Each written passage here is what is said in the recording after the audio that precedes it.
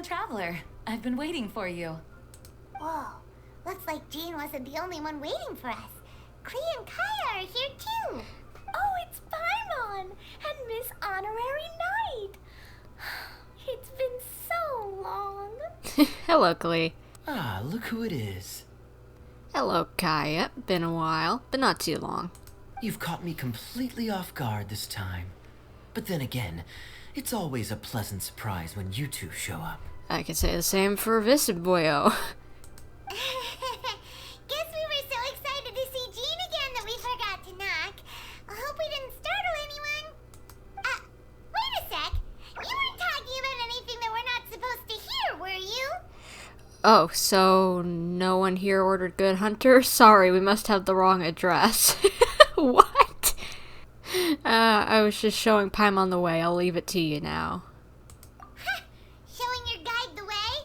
Yeah, right. It's been a while since we last met, but I can see you two haven't changed one bit. Don't worry, we weren't discussing anything confidential.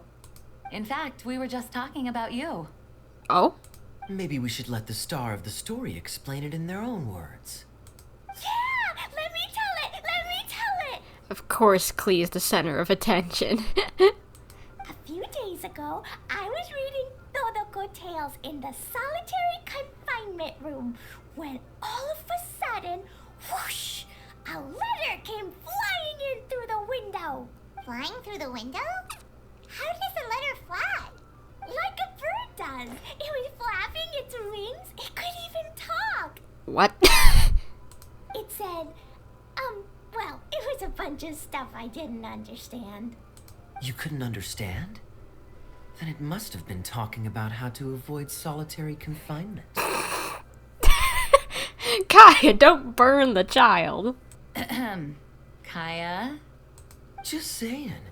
We don't want to let a teachable moment slip by. Okay, I know. Anyway, the letter said, "Oh, Klee, are you behaving? I see you've wound up in the solitary confinement room again." Sorry about that. Mommy is busy these days and can't take you out to play. But there's good news. I have a friend who has very kindly invited you to visit her. So who's his friend, I'm wondering? Oh, so the letter's from Alice. That sounds great, doesn't it? In principle, yes.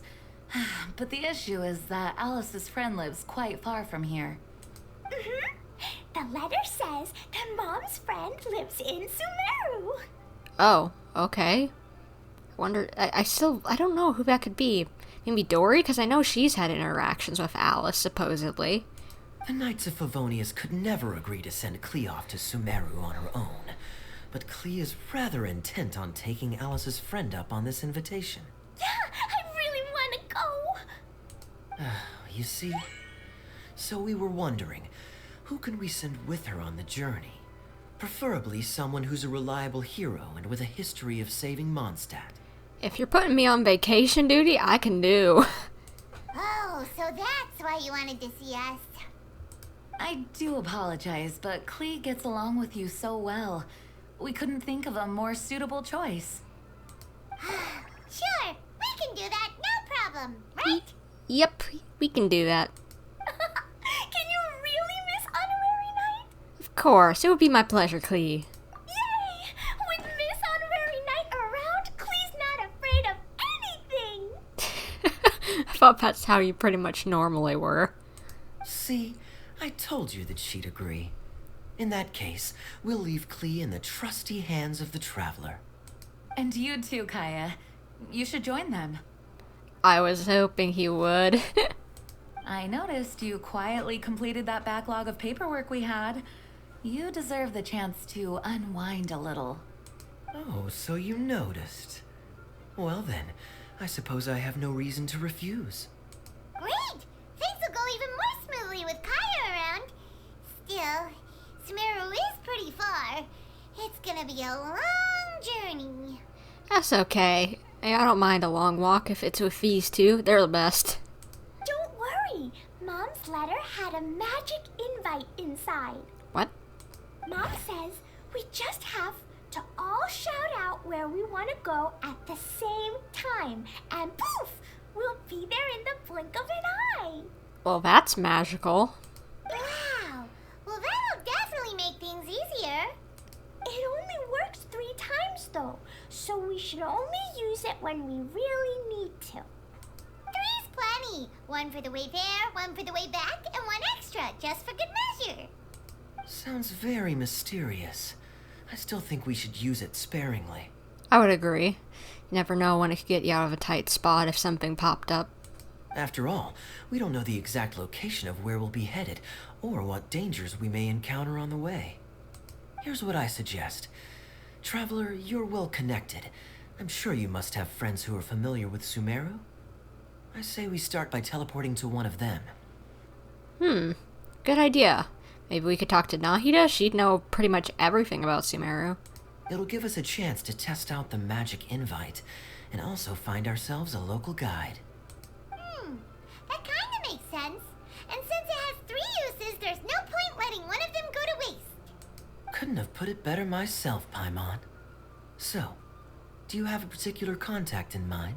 I'd at least vote for Nahida. Well, we need someone who's familiar with Sumeru and can be our guide, so sounds like we need a forest ranger.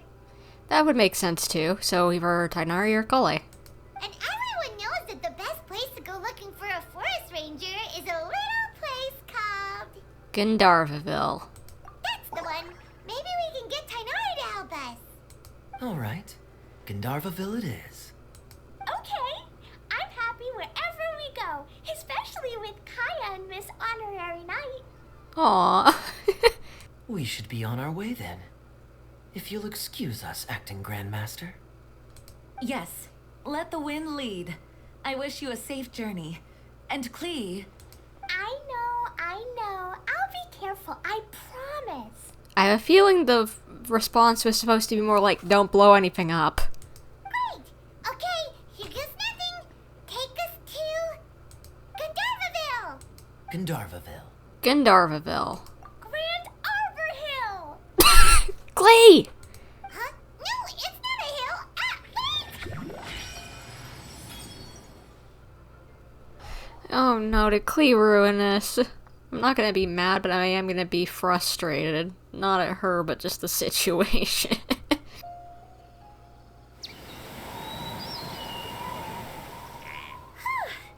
We made it. Paimon was sure we were about to end up someplace super weird. Yeah, I was worried too. Thank goodness it worked alright. Sorry, it was an accident. It's okay, Klee. Good news is this magic invite really does work. Fascinating. One moment we're in Mondstadt, the next we're in Sumeru. So this is where Mom's friend lives? Wow, there are so many big flowers. Oh, and jumpy mushrooms. Don't get too close to them. They can be a little aggressive sometimes. Oh, you ain't seen nothing yet. Sumeru's full of strange stuff like this. Like, Little flying silver fairies. huh? Paimon doesn't remember seeing one of those. Wait. Are you talking about Paimon? What do you think? Listen carefully, Klee. Those jumping mushrooms are called fungi. They may look cute, but if you get too close to one, it'll try to hit you with its cap. Really? Okay, well, I'll hit it back with my cap. I don't think he meant in a cute, playful way, Klee. And then I'll hit it with the hood on my jacket, too. I'll definitely win if it's 2 hats against 1. Yeah, Klee, you show him. As long as playing with hats doesn't escalate to playing with bombs. But Klee's our friend, so we should be able to convince her to keep this trip explosion free. Right? I'd hope. Uh-huh. I'll be extra careful not to blow anything up. I'll try my best. Aw, that's very good of you, Klee. You're being very grown up today. Yep, I'm super grown up. I'm already the Spark Knight. Okay, Spark Knight. Well, keep up the good work, because very soon we'll be introducing you to a friend of ours called Tainari in Gandharvaville. I've definitely heard the other forest rangers mention somebody dressed like that before. I see. Then it looks like my suspicions are correct. Who do we have here? Hello, Eula. Traveler and Paimon! Huh? Oh, Kaeya and Klee are here too! Hi, Collei! It's been ages! Collei, Eula! What are you two doing here? Well, that question's really more for Eula. What a coincidence. I didn't expect to run into a fellow Favonian captain this far from Mondstadt. How's the vacation going? Seriously? Bring the whole crew, why don't you? What? Is it just Paimon, or does Eula not look particularly thrilled right now? Well, since we're all here, who's up for some afternoon tea? Oh, cool! Great idea! Let's go! If you're trying to accommodate me, there must be some misunderstanding. I'm fine. There's nothing embarrassing about running into colleagues in the wild. But earlier you were... She's complicated, Collei. Great. Well, I'm sure there's a fascinating reason behind why you're all the way out here in Sumeru. Do share it with us. Kaeya sure looks like he's getting a kick out of this. If you must know, it's a little complicated. But simply put, I'm searching for a cousin of mine from the Lawrence clan. Hopefully they're not doing anything bad. He went missing recently, and after searching his home, we found evidence that led us here. He appears to believe that somewhere in Sumeru lies the key to restoring our clan to its former glory. Oh lord, we're gonna have to be dealing with this on our adventure. He came all the way to Sumeru for that? What was he going to do, enroll at the academia? That would be quite a roundabout way to achieve his goals. I doubt he came here to learn. He's much too old to start getting a basic education now. And from what I know of him, I doubt he has any interest in intellectual pursuits. All he cares about is restoring his clan's honor. Nothing wrong with that idea in principle, but I'm not certain how fanatical he is about it. So, there's no knowing what lengths he might go to. As a knight and a member of the Lawrence clan, it's my duty to make sure he doesn't bring harm to others. Yeah, after, what was his name? Hubert? Or whatever his name was that we had to deal with in your quest. We need to keep an eye on your family members. Oh, if this is true, then your cousin is quite a man of action. Traveling alone to Sumeru from Mondstadt is no mean feat. Nor is daring to make me personally concerned about his safety. He has no idea what's coming to him. You know, underneath it all, Paimon thinks Eula's a really caring person. Oh, yeah, we already knew that. Yeah, she's the best! She brought me some moon pie last time. He is family, after all. Anyway, I will make sure to find him and escort him safely back to Mondstadt. He'll owe you one after this. Now, back to you. How and why did you all suddenly show up here? I'm afraid that could be tricky. Master Tainari is still at Partis the Eye delivering his lectures. He isn't due back for a while. Aww, I don't get to see Tiggy Boy? But I think I'll be able to help out. The description in the invitation letter is vague, but I'm pretty sure it's hinting at somewhere in the desert. The desert?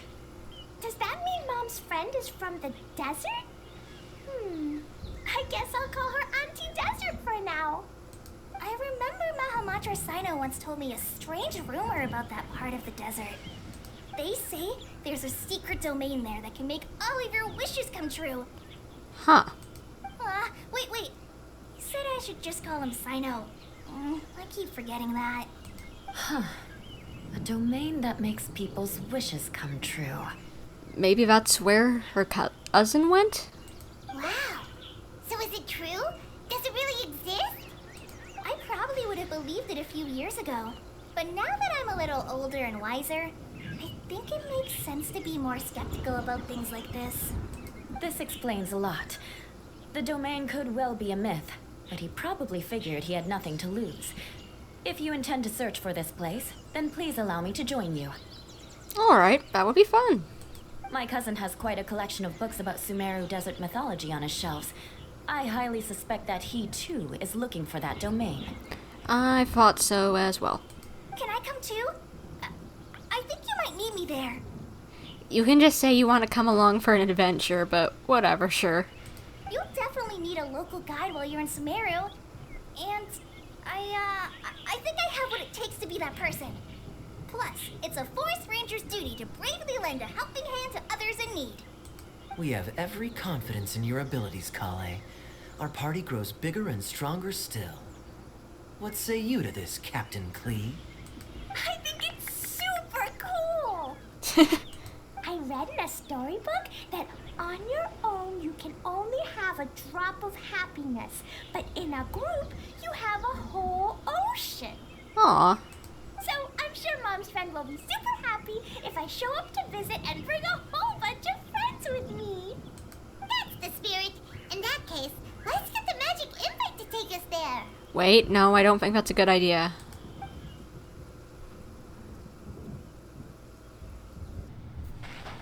Whoa! This desert is huge! Wow, what an incredible sight. Yes. The scenery is quite magnificent. You okay? Are you okay, Eula? You don't look so good. I'm fine. Just taking a moment to acclimatize. The air here is much drier than in Mondstadt. This area doesn't look very habitable, and I don't see a domain entrance nearby either. Oh no. I didn't pronounce the destination wrong. Did I? I mean, I don't think I did. Nope, you got it right. It definitely wasn't your fault. I said Gandharvaville wrong earlier, but we still ended up in the right place. Klee's right. We're in the right place. There's no doubt about that. Phew. Maybe the entrance is hidden under a sand dune. I was wondering. The same thing, yeah. Who knows? We'll just have to start by looking around. Oh, Paimon's so tired and so thirsty. We should have found something by now. Unless there's a problem with the magic invite. Huh? How could that happen? Uh-oh. Did I break it by accident? But I didn't do anything. Todoko will back me up. I'm innocent. You are, Klee. I don't think you did anything to it. It's definitely not your fault, Klee. See? Not even a wrinkle on it. If the domain is somewhere nearby, Does Miss Honorary Knight have an idea? instead of us trying to find the domain, Paimon knows where you're going with this. yes, we can try getting the domain to find us. What? Interesting approach. Assuming we're right about this magic invite. That is to say, if it was sent from within the domain, the invite likely has some sort of connection to it. Oh, I get it now. Plus, I know a super special trick we can use. What would that be? What kind of trick? Can you teach it to us too? Of course. Mom said that if I ever need help, I just need to shout this out loud. Magic invite, Klee needs your aid. Do something now, so Klee's not afraid. Look, something flew over. What in the... What is that?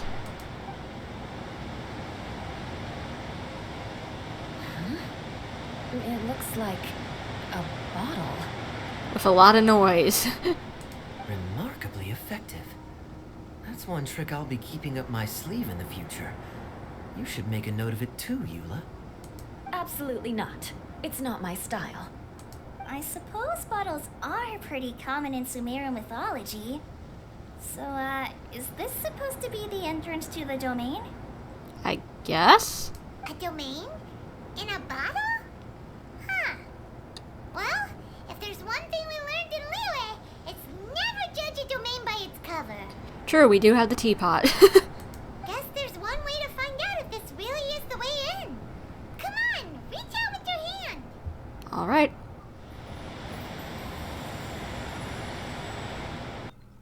We made it! Oh, that answers that question.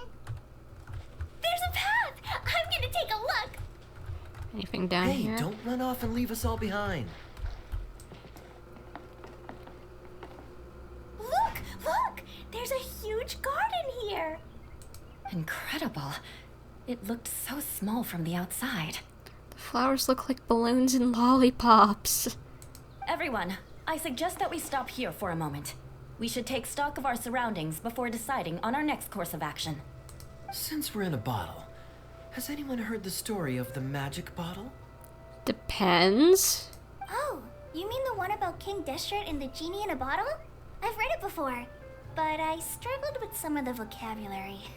What's the story about, Kaeya? Mom told me a story once about a group of adventurers who went to Bottle Land. But I don't think there was a magic bottle in that one. Don't worry, Klee. I can tell you all about the story of the magic bottle. But if you keep running off on your own, you'll miss all the good parts. Oh, okay, I got it. I'll stay with the group from now on. Kaeya knows how to deal with Klee so well. He's just like the perfect like older brother for her. Like he does so good at right now at just taking care of her. Like Albedo does a good job too, and Diluc, but Kaeya's doing great. You sense it too, don't you, Collei? Something's not quite right. Yeah, the scenery here is beautiful, but it's too quiet.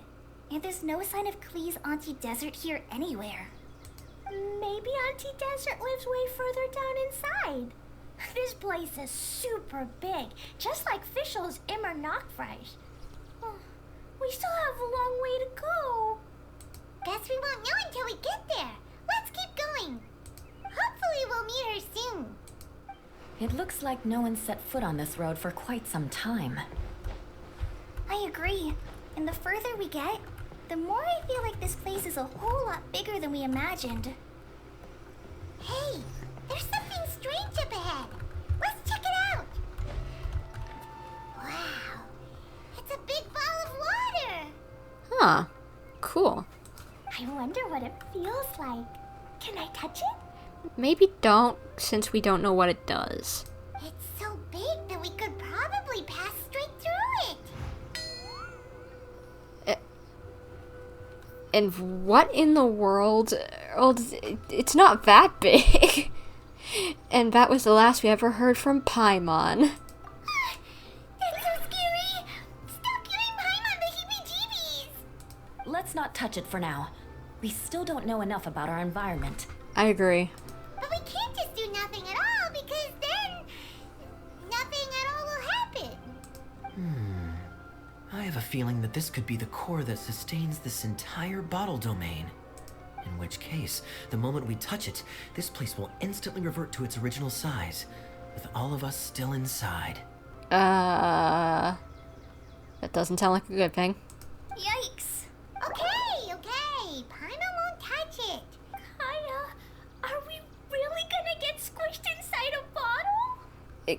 Kaeya, maybe we should have just said that maybe something in the place might disappear and we'd leave.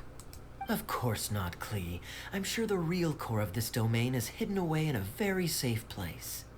Somewhere like... over there, for example. I was so nervous that I didn't notice that big wheel at all. Wait, who goes there?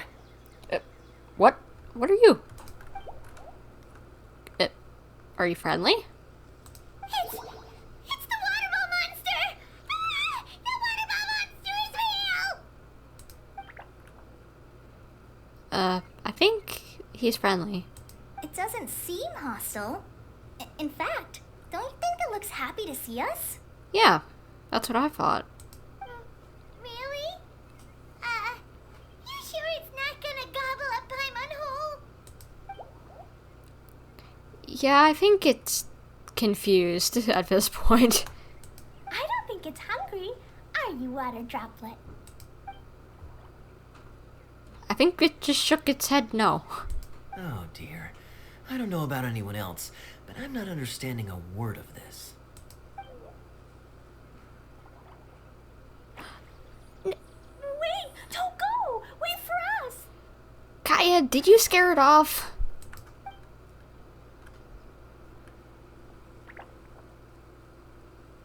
I guess we gotta go follow it. Why'd it stop? Maybe it can understand us after all. Maybe it's leading the way. Oh, I get it now. It's leading the way for us, just like the cats in Mondstadt. Do what? Like the cats? How so? When you're walking around in Mondstadt City, sometimes a cat will show up on the side of the road. It'll walk ahead of you for a while, and if you're curious enough to follow it, you'll soon find yourself in front of a fine establishment called... The cat's tail. Exactly. So let's see where this water droplet takes us. It could be interesting. Sure. Maybe will take us to its home or something. What did you lead us to, buddy? Huh? Another strange contraption. And there's a weird-looking wall over there. This kind of looks like that ball of water we saw earlier. Did the water droplet bring us here because it wants our help with something? Maybe. Or maybe not. What? Your friend is trapped in the wall? What? Did you actually get it right, Klee? Don't be sad, water droplet. We're here now. We'll save your friend. You bet. But how are we gonna save them? Do we have to break down this wall somehow? How did Klee understand the water droplet thingy? Nope, we can't do that. No breaking the wall. Okay. Do we need to find a key of some sort then?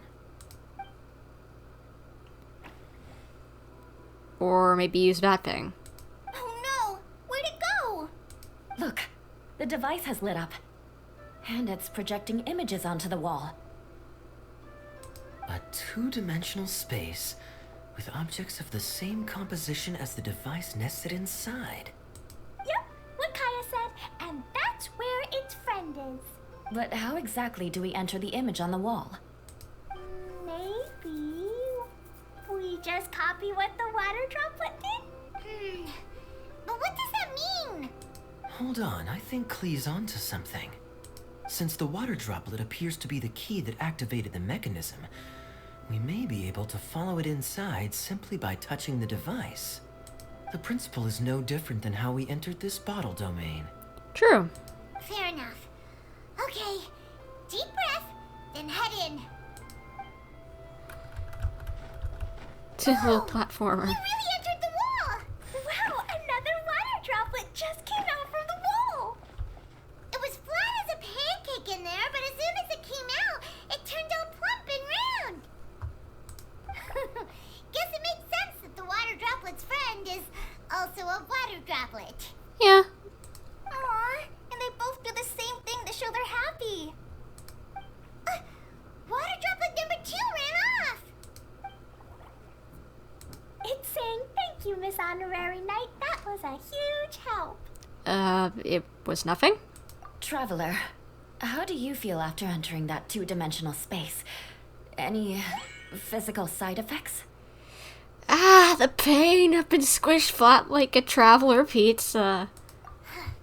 Quit while you're behind. You're clearly fine. Well, I'm just glad that you're okay. Good thing Eula's here to look out for everyone. Can't say the same for you though, Kaeya. You were pretty quick to send the traveler inside.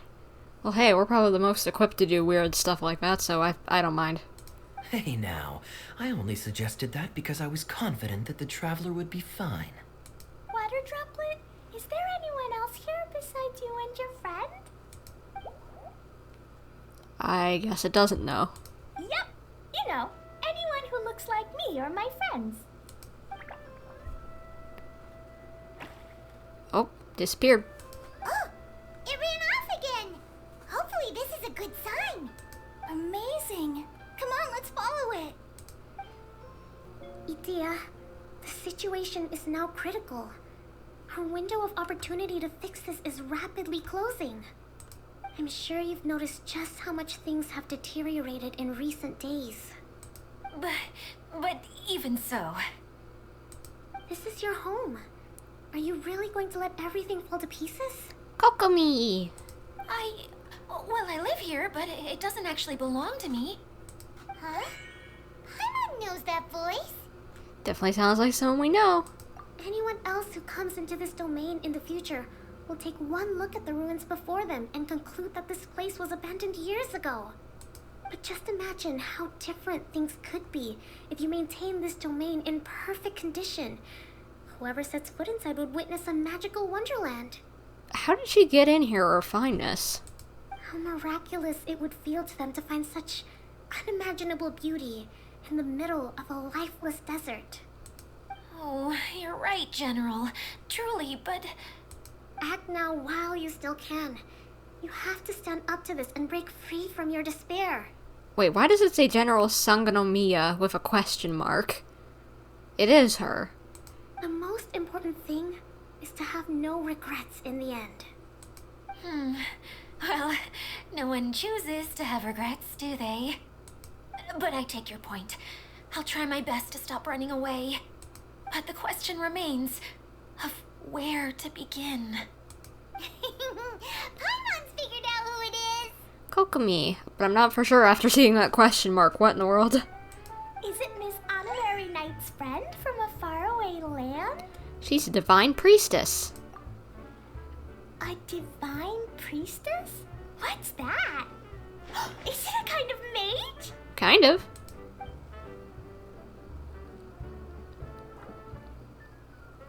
What are you doing here? Huh? We have new visitors? Yeah, hello. Nice to meet you. Greetings, everyone. This is the Veluriyam Mirage, and I'm the caretaker, Adia. Adia, nice to meet you. I'm so sorry that you have to see this domain in its current state of disarray. We are actively working on repairs, and everything will be back to normal shortly. I hope. She's so cute. Greetings, everyone. I guess I should introduce myself too. It's alright. Just leave the introductions to me. I kinda wanted to say hello in my own way. But no harm done. I guess I'll let her do the honors. This lady is a visitor to the domain, just like yourselves. She is a formidable military general. Have any of you heard of Inasuma's Onmyo Chamber? The, what chamber? I'd imagine not. Onmyo Chamber. It's an elite training academy for gifted students of Onmyodo. Practitioners are divided into 4 classes, A through D, and assigned the power of Shikigami based on their mastery of the art. I've never even heard of this. What? Wait. This lady famously led the Class D underdogs to victory against the Class A favorites in the final mock campaign before graduation. An astonishing feat that few in the history of the Academy have ever achieved. Hence, formidable general is no exaggeration. Isn't that right, General? What's wrong? Huh? Wait, so the favorites were beaten by the classy underdogs? Paimon's not completely following.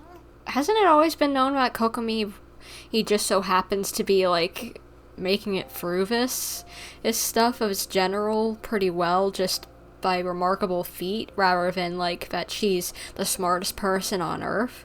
Or if it's more so just that she just so happens to know how to learn well and whatever? Those all sound like tropes from some Inazuma Light novels.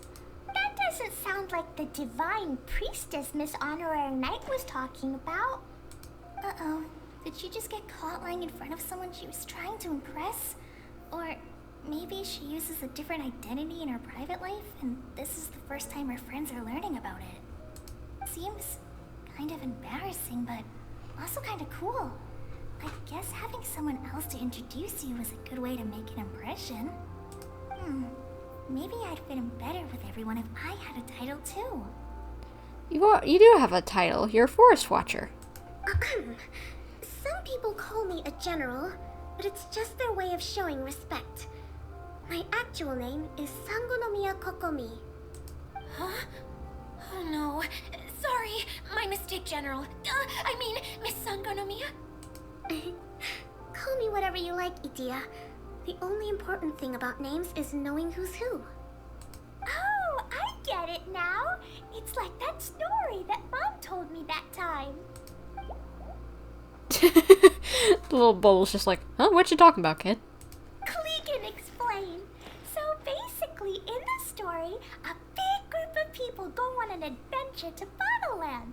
One of them's called the King, and some of them are called Knights. So Miss Sangonomiya must be the super smart one who solves all the problems in the story. What's that one called again? Perhaps a sage? Maybe. Indeed. Wisdom is an important attribute found in military generals. Okay, well, I'll just call you that. Miss General it is. Fine by me. Sounds really cute, coming from you. At least, cuter than my pen name, that's for sure. What? What you talking about, Kokomi? Well then, how should I address the rest of you? A comrade in arms, unless you've forgotten. How could I ever forget you? But what about these esteemed ladies and gentlemen accompanying you? I'd be delighted if you could introduce me to them too. Wait, Klee wants a title too. Okay, got it. Klee wants to be a mage, the kind that flies around everywhere. Da da da! Whoosh! Kaeya can be the master thief. Miss Honorary Knight can be, the knight. And Paimon will be the fairy who follows the knight everywhere. Master thief, huh? I did like playing pirates as a child, so I suppose this is an apt role for me. And I must admit, the master part is a nice touch. Oh no, Klee gave Kaeya an overinflated ego now. Oh, but it's kind of funny, you know, adventure with a fairy following them. I was trying to think why that sounded familiar, and I was just like, oh wait, Legend of Zelda. Hold on a second. Are you saying the position of knight is now filled? Eula can be the sword master who can cut through anything and also gets to wear a super sparkly cape. That's more like it. And Collei can be, the healer. If you want to be the knight, we can swap. No, I don't mind. Healer is a great role. I just don't know if I'm qualified to be one. Well then, how about you be the, adventurer? Whenever I'm thinking of titles for myself, I usually imagine myself as an adventurer or musician. Musician? I never thought I could be a healer. I mean, it feels like it should be Master Tainari's role, if anyone's. I can agree with that, but musician? You're a musician? Don't worry, Collei. You'll be the bestest healer ever. You don't talk much, but you're very kind, just like the healers in Mom's stories. You'll do fine. I heard you're good with bandages. You can patch up a wound, can't you? I can pitch a tent. Maybe you heard wrong? But I'll do my best. It's my first day filling in for Master Tainari, but hopefully it's the first of many. This is a great idea. Once a new visitor arrives, they can assume a new identity, then add in some role-playing. That would be cute. Oh, we can't leave you out, Miss Adia.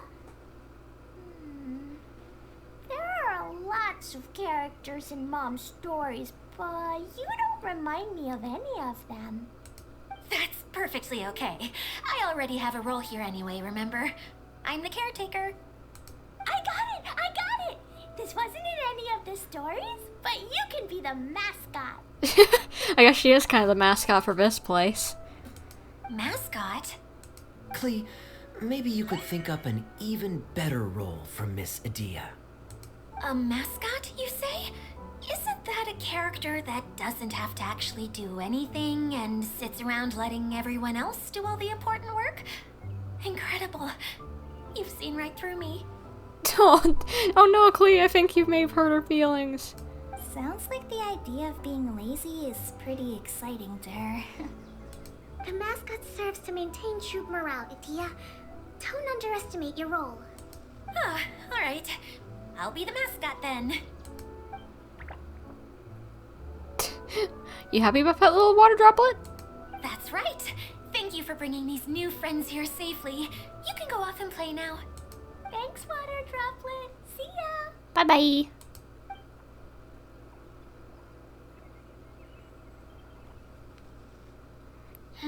Water Droplet? Is that your pet name for it? I suppose it's as accurate a nickname as any. We keep getting sidetracked. But I believe you were saying something about being in a difficult predicament. Is something wrong with the Veluriyam Mirage? Oh, yes, about that. I'm afraid the entire domain has recently sustained some significant damage. How?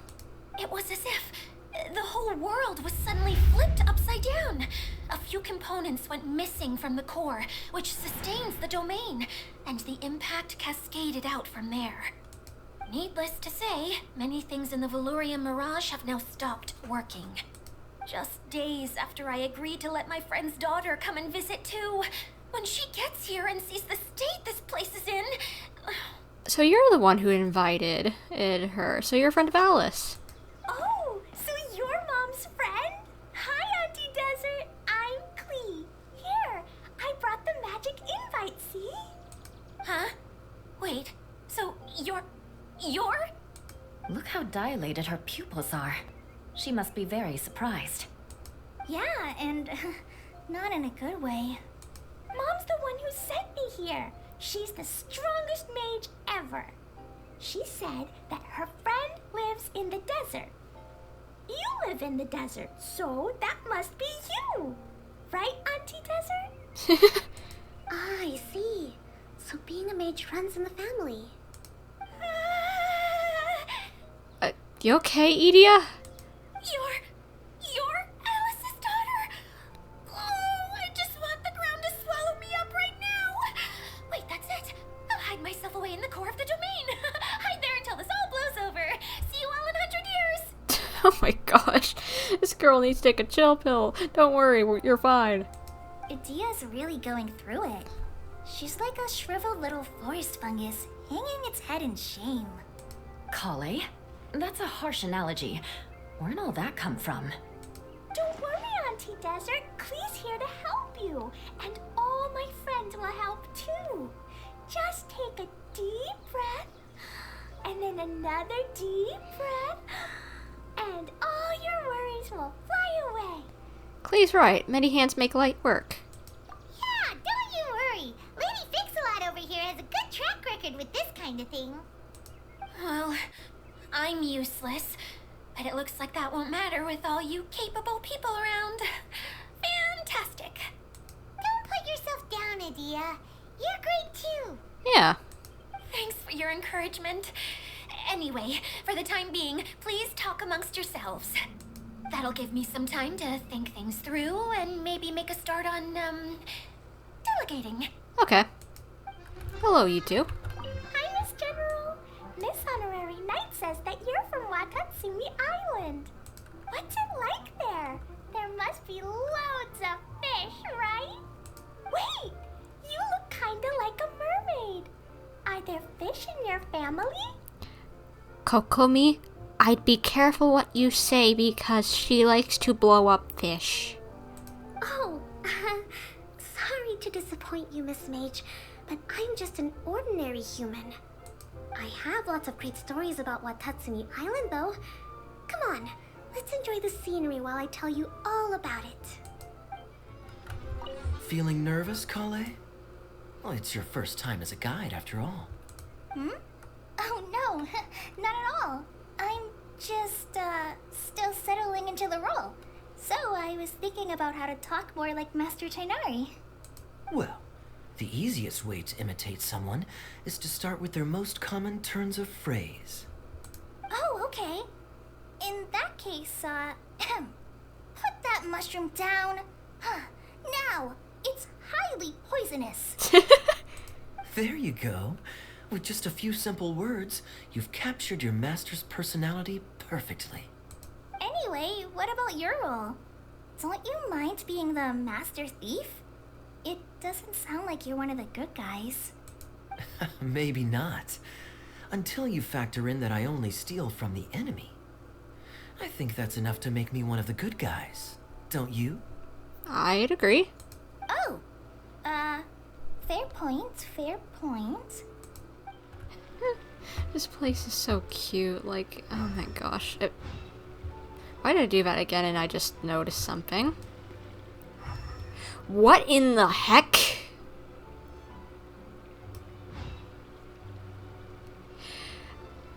I am glad that my middle mouse button has been accidentally clicked and like been messing up lately.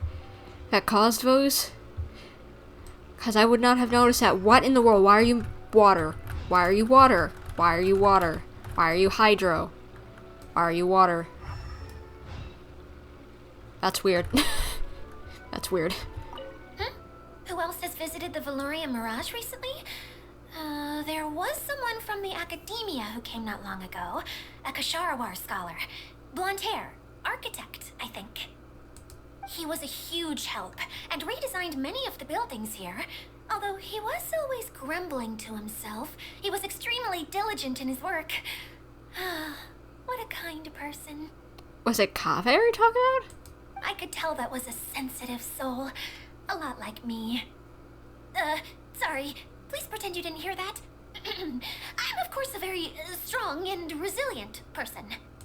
After him, an aristocrat from Mondstadt showed up. Then Miss Sangonomiya. Oh, so Eula's cousin did show up. Unfortunately, everything here suddenly started changing before I had the chance to be a good host and show them around. Do you know where the Mondstadt aristocrat is now? If I remember correctly, he headed north after the incident. It's a pity we're having all these issues. Oh, if we could get everything working normally again, I could probably locate him in an instant. Still, not to worry. There's nothing dangerous here. I hope that's the case. Hey, Idea! You got an update for us? We've all caught up with each other. Very well. Then please allow me, Idea, your mascot, to explain exactly what's happened here. She's pretty happy with this mascot role, huh? Basically, this entire domain is powered by a device called the Central Hub, which you all saw earlier. But following a major incident, several key components from the Central Hub came loose and went flying.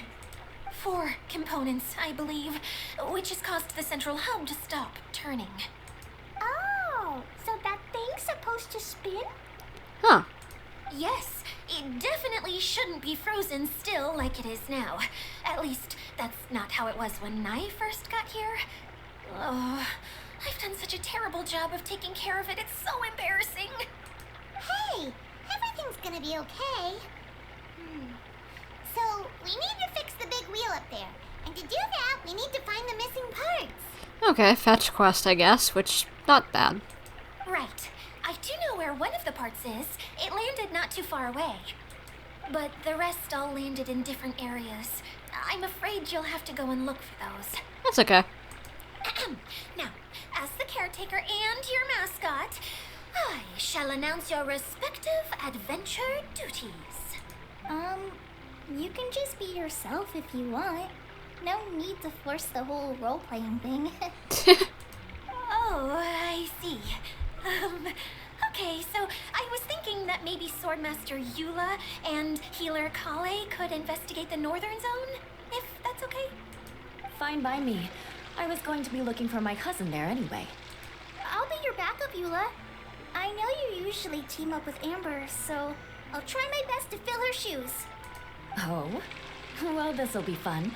Let's see if a forest ranger can outperform an outrider. Master Thief Kaeya and Mage Klee, if you could earmark some time in your busy schedules to search the West Zone. Earmark? What does that mean? Yeah, I don't know what that means either. Explain, someone. It just means we mustn't forget to do it. Don't worry. We can handle that. Finally, we have our general, Miss Sangonomiya, and our knight, the Traveler. If there's no objections, please come with me to retrieve the first component. Understood. You have my sword. Wow, spoken like a true knight. Then, for my part, my strategic mind is at your service. All right, well, if anyone finds anything, come back here and we'll regroup. Please take care while you're out on the road and look after each other, especially our little mage here. You got it. I'll take extra special care of Kaeya. I think she meant the upper way around, Klee. I'll be on my best behavior. Aww.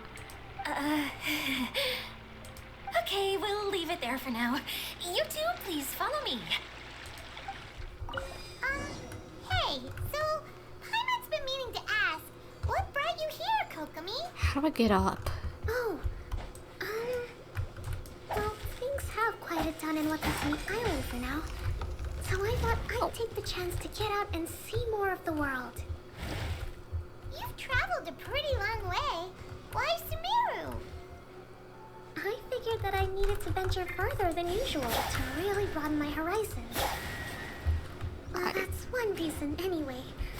I can explain in more detail another time. Okay, this is the spot. Now, I'm sure you're both wondering, but where's the component? Yes, I am. There's nothing here. Oh, where could it be? Oh, it's in the wall again. Oh, it's that lamp thingy, right? Water Droplet showed us how that works already. Yes, that's the one. There goes my big introduction. This girl, I think, has a flair for dramatic. Fischl would like her. Showing people the ropes is supposed to be my job. Oh, I can't believe I'm being shown up by a Hydro-Eidolon. Cheer up, Edea. The Hydro-Eidolon can give a basic demonstration of how to use things, but beyond that, it can't communicate. That's where you come in. Your descriptions can explain everything in full, vivid detail. Paimon forgot how persuasive Kokomi can be when she really wants to. Sometimes having a genius strategist around really comes in handy. Yep. Now I see how an eloquent speaker can persuade others to not only agree with them, but do things for them. Oh, well, if you put it that way. Well then, just pretend like you've never seen it before, and I'll tell you all about it. This is called the streaming projector. Everything here in the Veluriyam Mirage was made using this device. Oh. All you need to do is place an item in the projector, and you can construct a corresponding item based on the shape of the original and your imagination. At least, I think that's what it used to do. With the domain in its current state, only its most basic functions are still operable. Basic functions like shining light? Okay, not quite that basic. At the moment, it's only able to show two-dimensional objects. I call them preprints. Think of it like a sort of draft or blueprint or something. So you're saying the component fell into the preprints? Yes, exactly. I'll leave you to go in and physically retrieve it. Well, I'll be out here rooting for you by doing a motivational dance. Can you not go in there for some reason? Because maybe you're hydro, like I noticed earlier? Really? No, sorry. I feel like I have two left feet when I try to dance. I guess I'll just find a place nearby to sit and wait patiently for you. Hey, come on! Cheer up! We'll handle everything from here! What is this thing anyway? Some kind of gear? Yep. And why is it so small? It doesn't look like it belongs in that huge wheel. It's hard to explain, but I assure you that it's definitely one of the components. So that leaves 3 more components missing. Every journey begins with a first step. I think we're off to a good start, and things should keep going smoothly from here. You really think so? Of course, trust the general. I suppose you're right. She did manage to defeat Class A at the Onmyo Chamber after all. You don't need to keep bringing that up. Why Why is she so embarrassed? Is it fake? I don't get it. Anyway, thank you for all your help. I'll take this and start trying to repair the central hub. You two may as well head back to town. Oh, why am I so clumsy? Once again, I was no help at all. The least I can do is try and handle the actual repairs. What's up, Kokomi? What's wrong, Kokomi? I'm just a little confused. You mentioned that the water droplet showed you how to use the projector? Correct. Can you tell me a little bit more about that? I'm so curious to know what happened. Sure. Oh, sure. I see. What in the... Hey, look! The wheel is spinning now! So I guess it did help a little bit. Oh. And now it's stopped again! Well, that didn't last long. It also wasn't spinning at the right speed. Before the incident, it spun much faster than that. Oh, so you saw it back when it was still working? Oh, yes. I arrived here a little earlier than the rest of you. But the incident took place not long after I entered. Like Idia said, it felt like the world was flipped upside down. I don't know how else to describe it. And I certainly don't want to experience it again. I do not want to see that again, because... can we stop turning it upside down? You're giving me vertigo. No, it's no use. Seems it won't run until all the missing components are returned. For a moment there, when it started turning, I got excited. I thought that maybe the hub can work just fine without the other three. Wishful thinking is only going to lead to disappointment, Idia. Let's stick to the plan. We'll get there. Hey, Miss Honorary Knight and Miss General are here. Oh, and our mascot. You beat us! I was sure we were gonna be the first ones back. Hey, how'd it go? Mission complete. Where a knight sword goes, victory soon follows. Impressive. I doubt you'd find many other knights of such caliber even among the knights of Favonius. Did you guys see those little stars in Klee's eyes? Those are so cute. How about our master thief and mage? Did you find anything? You bet! We made a huge discovery. The place we were trying to get to was blocked off. We couldn't see anything past it, and there was no way around. But then, just now, a huge canyon appeared out of nowhere, so we hurried back here. How did a canyon just appear? It appeared just now? Kokomi, do you know something we don't? Come and see, Miss Honorary Knight. Let's go on a canyon adventure. To the canyon. I'll sit this one out. I'm beat after trying to make those repairs. I need to take a break. Miss General, you should come too. You can hide behind me and give me smart advice while I protect you. Wonderful. It would be an honor to serve as advisor for our young mage. Let's go!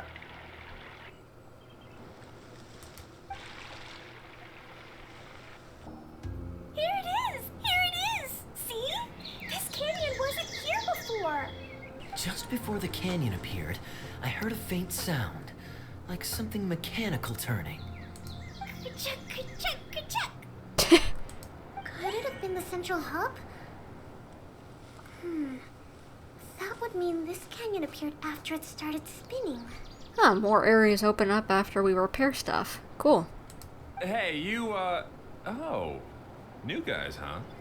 Who are you? Oh, hey!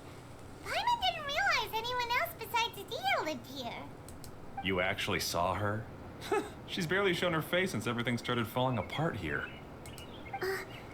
Excuse me for asking, but who are you? Oh, right. I didn't introduce myself. I'm Ferdinand. Me and my brothers look after this whole zone. Huh. Cool. Well, we used to, until this whole domain was, like, flipped upside down, or whatever. The method we were using to make the carts and tracks stopped working after that. Idia is working on repairing the domain. We were just with her before coming here. Really? Huh. I assumed that she'd be curled up in a fetal position somewhere, hoping all her problems will magically disappear on their own. Good for her. Anyway, I checked all the stations around the whole circuit. They've all conked out. Conked out? How? Would you mind elaborating a little for us? But aren't you just travelers who stumbled upon this place by accident? Nuh-uh. I'm Mage Klee, Idia's helper. A mage? You? Don't be surprised by this tiny little munchkin. She's pretty powerful. And she might throw a bomb at your face if you don't believe her. Mr. Waterdrop will be like, huh? This little munchkin? Nah. Allow me to explain. Okay, I gotcha. Well, right now the more helpers we got, the better, I guess. Klee, what are you doing? Anyway, our first priority is to get the carts here up and running again. Oh? And why is that? The roads here twist and turn so much that the best way to get around is by riding the rail tracks instead. Let me show you. This is what we used to make them. Did Idia bring you up to speed on these things? It's a streaming projector, right? Yep.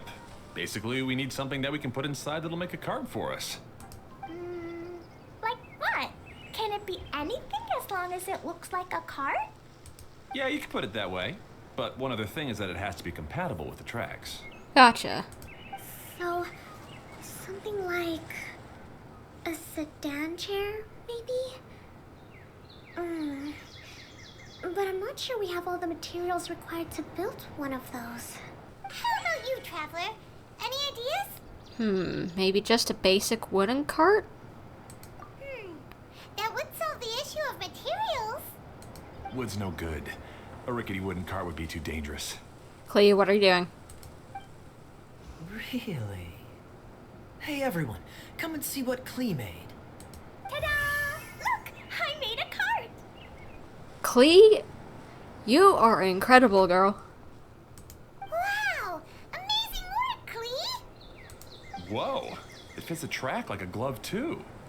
Plus, it's a heck of a lot cuter than the ones Idia made. Well done, Klee. I just wanted to give it a try, and suddenly, boom! There it was! Well, you did a good job. Paimon's gotta ask, what exactly did you make your cart from, Klee? Wait a second. I think I know what she made it out of. Did you make it out of the letter? I used Jumpy Dumpy. Oh. Oh. Oh. That's not good. Thought so. Is there a problem or something? If not, then let's get ready to leave. It's just... this cart is made from, Don't worry, we just need to drive safely. It's a bomb or something, isn't it? Yeah, I gathered from your conversation that Jumpy Dumpty is a little more volatile than the cute name suggests. You catch on pretty quickly, yeah, dude. It's okay, though, because the end product only takes on the general look of the source material. So to be more specific, while different materials have different properties, most of them aren't transferred to, it's okay. No need to delve into the theoretical stuff. We get it, it's not made out of the same material as what you put in. Paimon just wanted to make sure we aren't about to end up like the, flying fish of Starfell Lake. Huh? Maybe you shouldn't have mentioned that since Kokomi be fish? Can we ride the cart now? Well, she's not actually a fish, but you get it, the picture. She like fish. in a moment. We need a hydroidolin to power it up first. Oh, this little buddy's gonna be our little power source?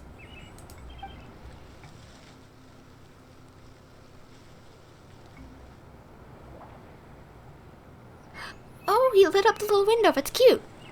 Okay, she's ready to roll. Hop in. I like my favorite element is cryo. This card is fast! And Yeah! I'm gonna call it the choo-choo cart. Oh my gosh, if I was still a little kid, I would be doing the same thing as Klee. My goodness, that's cute. The track is damaged up ahead. We need to make some repairs before we can go any further. Okay. Yep, looks like it's all reverted to a preprint state here. Do you know why that happened? Everything in this domain starts as a preprint and only takes shape after being illuminated by the streaming projector. But the hydroidolin that forms the tracks here has been trapped in the print. So someone needs to go into the preprint and rescue the hydroidolin, right? Yep. But the projector here is sealed off by a giant bubble. That's the hydroidolin's way of protecting the device from damage. If the streaming projector broke, then we'd be seriously stuck. Aha! So for step 1, we need water droplet to help. Alright, buddy, do your magic. Aw, it seems to really like that name. Thank you, buddy, for the help. Any volunteers for step 2? Me, I like going in. Leave that to us. We know what to do. Whoa. Water droplet just transformed into some new tracks. Good. Let's keep going then. Good job, buddy. Hop on in. Oh, there's another spinny thing here. It's so big. But, not as big as the one we saw in the middle of this place. That one was huge. I bet it's something super important. I remember what Kaeya said earlier. Very good, Klee. You're using what you saw earlier to make observations, like a real adventurer. It appears to be a system that rotates to switch tracks. That's right. Originally, all you had to do was flip this switch and the junction would rotate. But it seems Jeremy still hasn't fixed it yet. He sure talks big, but when it comes to actually getting things done... Jeremy, I'm guessing that's one of his brothers. Is this Jeremy you mentioned one of your brothers? Yeah. When I talked to him about repairing the tracks, I suggested we start with the station, but he said we should start at the junction. Really, it made no difference which one we started with, but he just had to turn it into a huge argument. He always treats me like I'm a fool and disagrees with anything I say. Let's see what he has to say now that I've already fixed the tracks. Sounds like any siblings, honestly, these kids. What am I saying? They're adults. Well, if you ask me, you're clearly a sharp person, Ferdinand. Yes, finally someone who can recognize that, rather than just shrugging off my ideas. Come on, let's make our way to the junction and see what he's up to. I bet he's still fretting over what to do. Oh.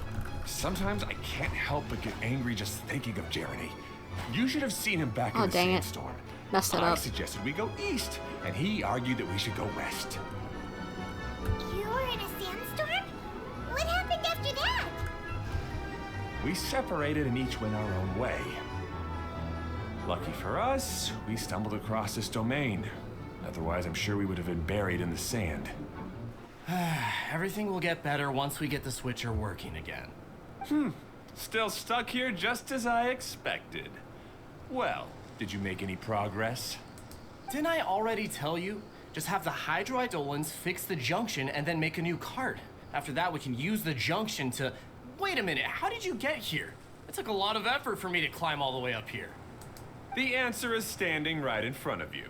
Yeah, we made a new cart and did all the stuff in the way he suggested. Yeah, sure. Those travelers must have helped you.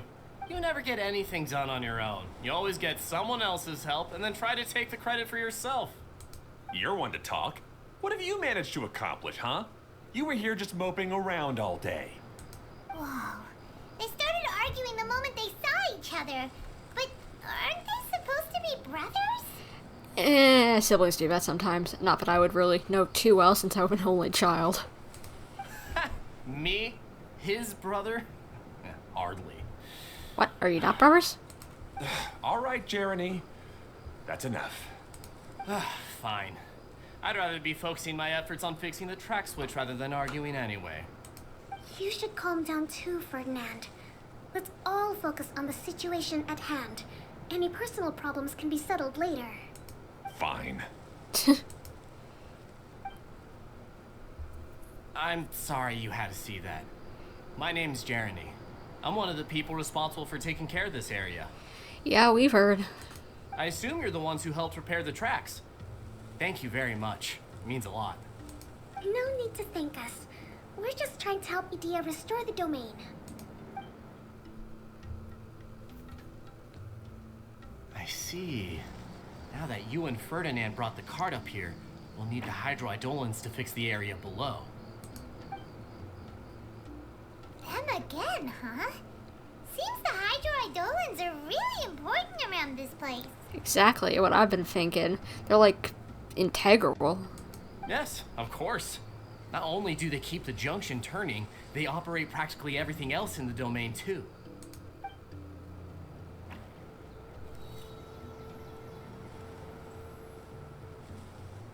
What did that do? Oh, filled it with water. Oh, that's cool.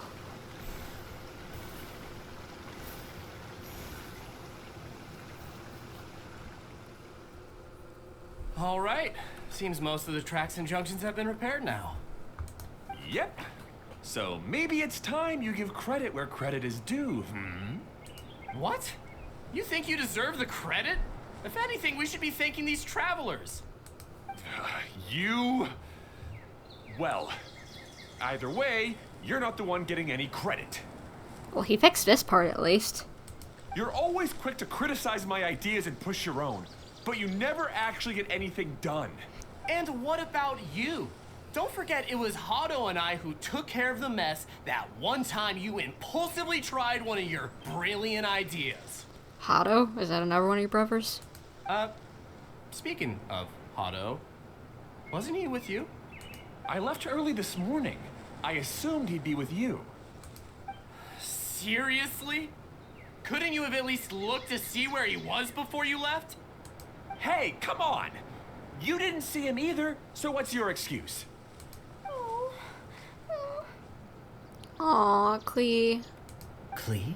Don't like seeing people argue, huh? I don't either.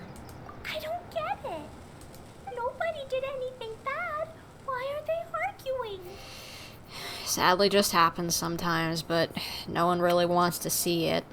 I just don't like his smug attitude, that's all. Who are you calling smug? If anything, you're the one who's making such a big fuss right now. Alright, I think we've heard enough from you two. Thank you, Kaeya. It's just like, you can tell the kid isn't happy from you doing this. Why are you continuing? And like, seriously, can't you put it aside for 2 seconds and realize that you're gonna make the kid cry? Like, good lord. I know some people would say that's like coddling, but just like she's really young. I know that they're gonna see plenty of fights anyway. This one is pointless. If you insist on bickering, then I'd suggest you go somewhere else. Otherwise, I'll just cool you two off myself. Putting the foot down, Kaeya.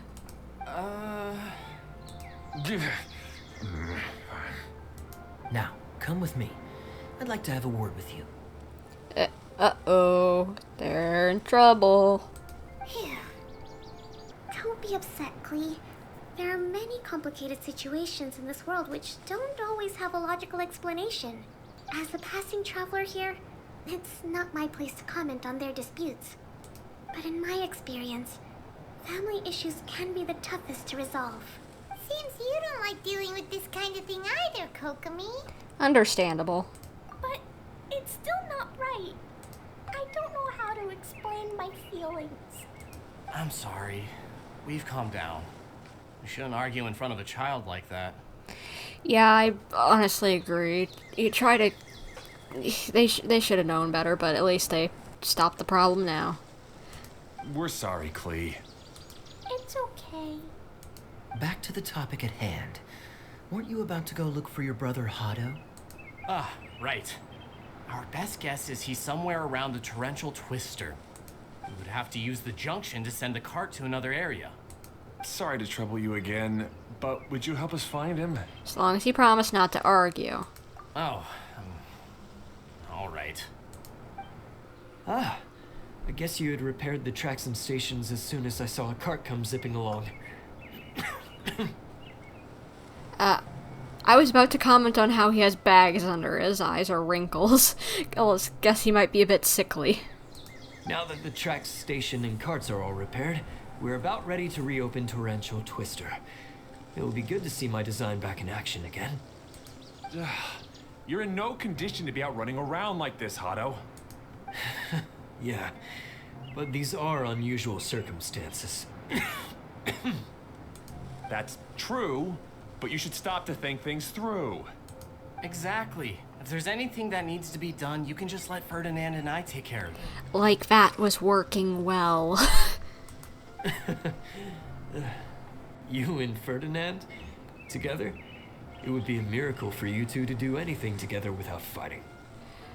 Seriously, like, you would think if the whole thing of sickly brother who can't do much, or you don't want him to do much, so he doesn't get hurt or whatever, or worse, you would put your differences aside and get what needs to be done and stop being stupid. Hey, that's between Jeremy and me. No need to add fuel to the fire, okay? I'm not trying to make trouble. I'm just saying. Hey, Ferdinand? Oh, don't worry. We're not arguing, Klee. We're just, discussing some things. Are you and Jeremy worried about Hado? Why don't you just talk to him about it? Kaeya's also worried about me sometimes, but he doesn't ever criticize me. You're right, but our relationship is much better than these guys. Are you trying to get them to be in a competition and then and like be competitive and such that they get something done? Nice thinking. Well, our situation is a little different. Really? How so? We've been through this kind of thing before. If we didn't warn Hado, then he wouldn't take it seriously and something would eventually happen. As his brothers, we have to help him. But it doesn't look like you're helping. Huh? Maybe Klee doesn't understand everything. But my mommy told me that you help someone to make them feel happy, not to make yourself happy. Hado sure doesn't look very happy. Why don't you ask him what he needs? Sometimes kids are the smartest people in the room because they see things just straight and clear and simple. No complications, just as fact. Klee's right, you know? You three need to open up and talk things through. You are brothers after all.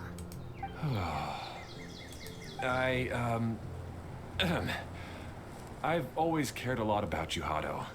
Just like when we were back in the desert. You suddenly passed out and Jeremy and I started arguing. Eventually, all three of us ended up in this domain. I'm just worried that something similar could happen again. If you were to pass out and with nobody around to help you. I know, but this domain is nowhere near as dangerous as the desert. I was thinking that if I could handle these problems myself, then you two wouldn't have to argue about anything. If it weren't for my poor health and lack of energy all the time, then I wouldn't have always been such a burden on you two. Aww. No need to feel guilty, Hado. This was our choice. The three of us love adventuring. No one is a burden on anyone. Isn't that why we came up with the idea for this area? I would do the thinking, Ferdinand would use his muscle, and you would... Draw the blueprints and build tracks. It'll be a safe way to see all kinds of amazing scenery. Yes, that was the plan. See? Doesn't it feel better just to get along? It's nice to see them actually, not being fighting. Hey, what are you trying to say? You make it sound like I've only been trying to talk myself up. The choo-choo cart is great, Ferdinand. Really? You know, Klee, having the car zip along the tracks was my idea. Yeah, what an amazing idea. You're so smart. Hey, Klee, do you want to ride even more fun carts? Yay! Let's ride more. Looks like all three of them are trying to win Klee's approval now. And Klee is loving it. Klee hasn't realized it yet, but her innocent, childlike nature is very powerful. It can inspire and even help heal others. Hey, everyone. Please come with me. We need to get the hydroidolin in the cart to help us. Hato and I have double-checked everything. It's all operating safely. You can go for a ride now. Hold on a sec. Before we say goodbye, I have something I'd like to give you all. It's a rock climbing rope. We used it on our adventures to climb mountains and traverse many places. Oh, that's nice. Huh? But doesn't it mean a lot to you? Are you sure you want to give it to us? Yes, of course.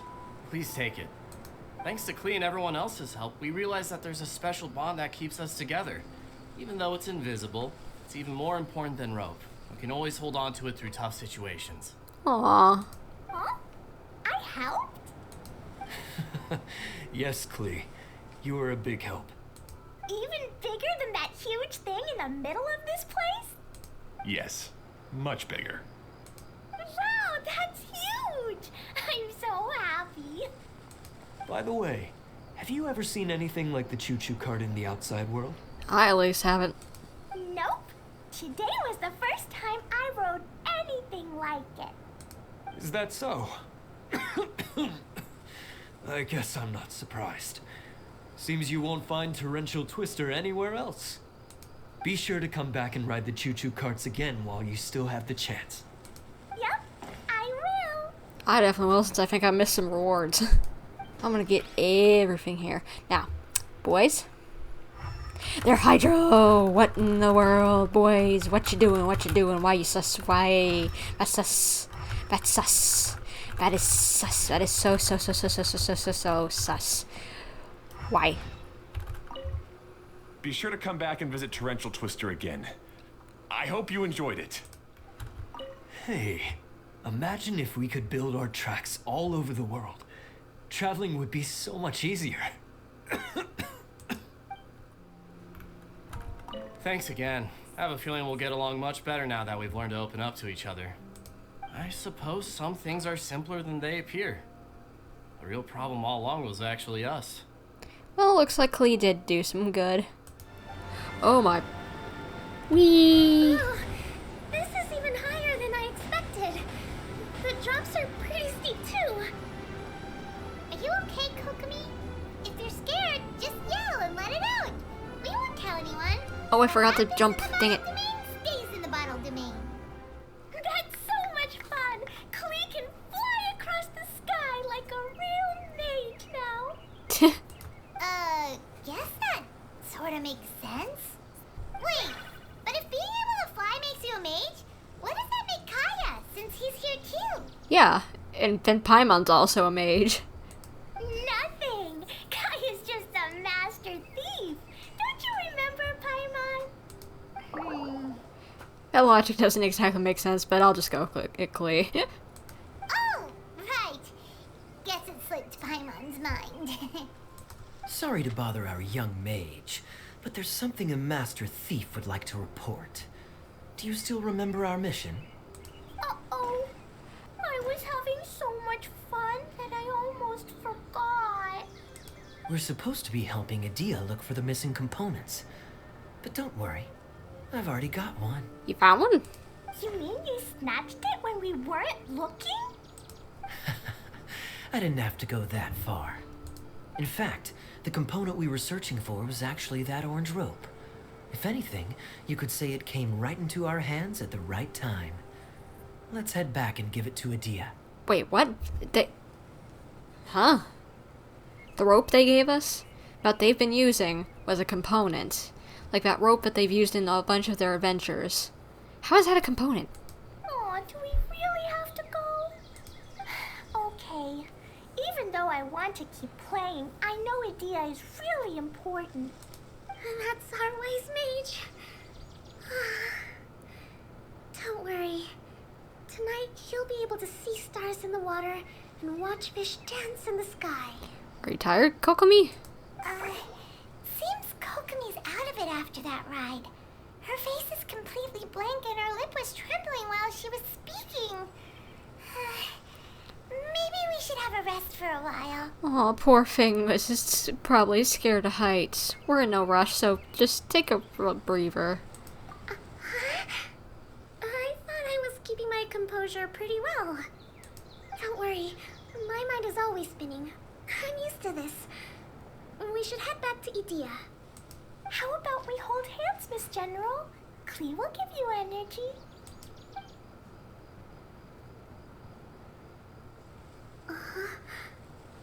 After holding Klee's hand, the stars in the sky and the fish in the water have all disappeared. I must have been seeing things from riding the cart. She was having birds flying around her head. What are you smiling about, Kokomi? Nothing. Nothing at all. Welcome back! Well, any good news? No, don't tell me. You've taken care of all the problems and now I don't have to do anything? You won't be disappointed. Yeah, we even rode the choo-choo cart. Do you want to come ride too? But maybe you'll have to wait till tomorrow. I'm a little tired now. Aw. Seems she had a little too much fun and now she's about to crash. I think it's time for a rest. Good idea. I think we could all use some downtime. Thanks for giving me some energy, Klee. Then we'll see you later. Bye, Klee. Bye, Miss Honorary Knight. Bye, everyone. Well, it sounds like our young mage enjoyed herself. I'm so happy that she had a good time. Me too. So, back to the missing component. Did you bring it? Yep. You bet! Kaeya said that the missing component was this orange climbing rope. It just occurred to me that you probably ran into the three brothers while you were in the canyon. Yep.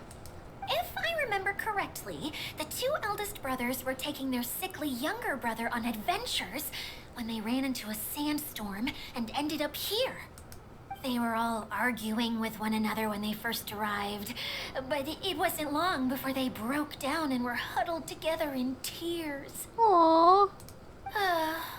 They sure must have a lot of energy to keep up their bickering and adventuring every day. I'm a little worried about them, yet quite envious of all that energy. You almost sound as if you're reminiscing about old friends, Edea. Yes, I've known them for quite some time after all, but I seldom go to that area. You can hold on to the rope for now, Traveler. I have no use for it until we have the other components. Oh, alright. By the way, Eula and Collei have also returned, but I'm afraid they weren't able to make much headway. They mentioned that they would like to head to the jungle north of here, once you have all rested up. Understood. Now that I've told you everything, I'll go rest. I'll go and check on the situation in the remaining two areas. Do you need me to accompany you? Oh, no, it's all right. You've already accomplished a lot today. You should rest up. Hey, Collei and Eula! Oh, Edea is here too! Hey, it's the Traveler and Paimon. How are you? Did you rest well? I'm feeling refreshed. Yep, this is a comfortable place to rest. I guess that's one thing here that's better than the desert. But other than that, there's not much going for this place. Saying things like that isn't going to help, Edea. But it's the truth. The desert is full of terrible memories for me. Being there was like wading through thick mud. That's a weird way to put it. Actually, if you hadn't mentioned it, Paimon would have already forgotten that this domain is in the desert. Agreed. I know what you mean. The air here isn't at all like the desert. It's very humid, almost as if we're in the rainforest. It's a very familiar feeling for me. Everyone looks well rested. If you're ready, we can start making our way to the jungle north of here. Alright. Good luck, everyone. I'll be rooting for you. Hold on. I said we, didn't I? No need to say goodbye, because you're coming too. Huh? But wait, I'm just the mascot. You can't back out this time, Edea. The manager of the fairgrounds is waiting to see you. She said Edea is the only person who could help. The fairgrounds? Yes, Collei and I discovered a fairgrounds in the forest. The person in charge of it seems to be a Spontamod scholar. Huh. A scholar? But what's she doing there? researching the forest ley lines? Oh, I wish there were ley lines here that I could ever study. Anyway, I know who you're talking about.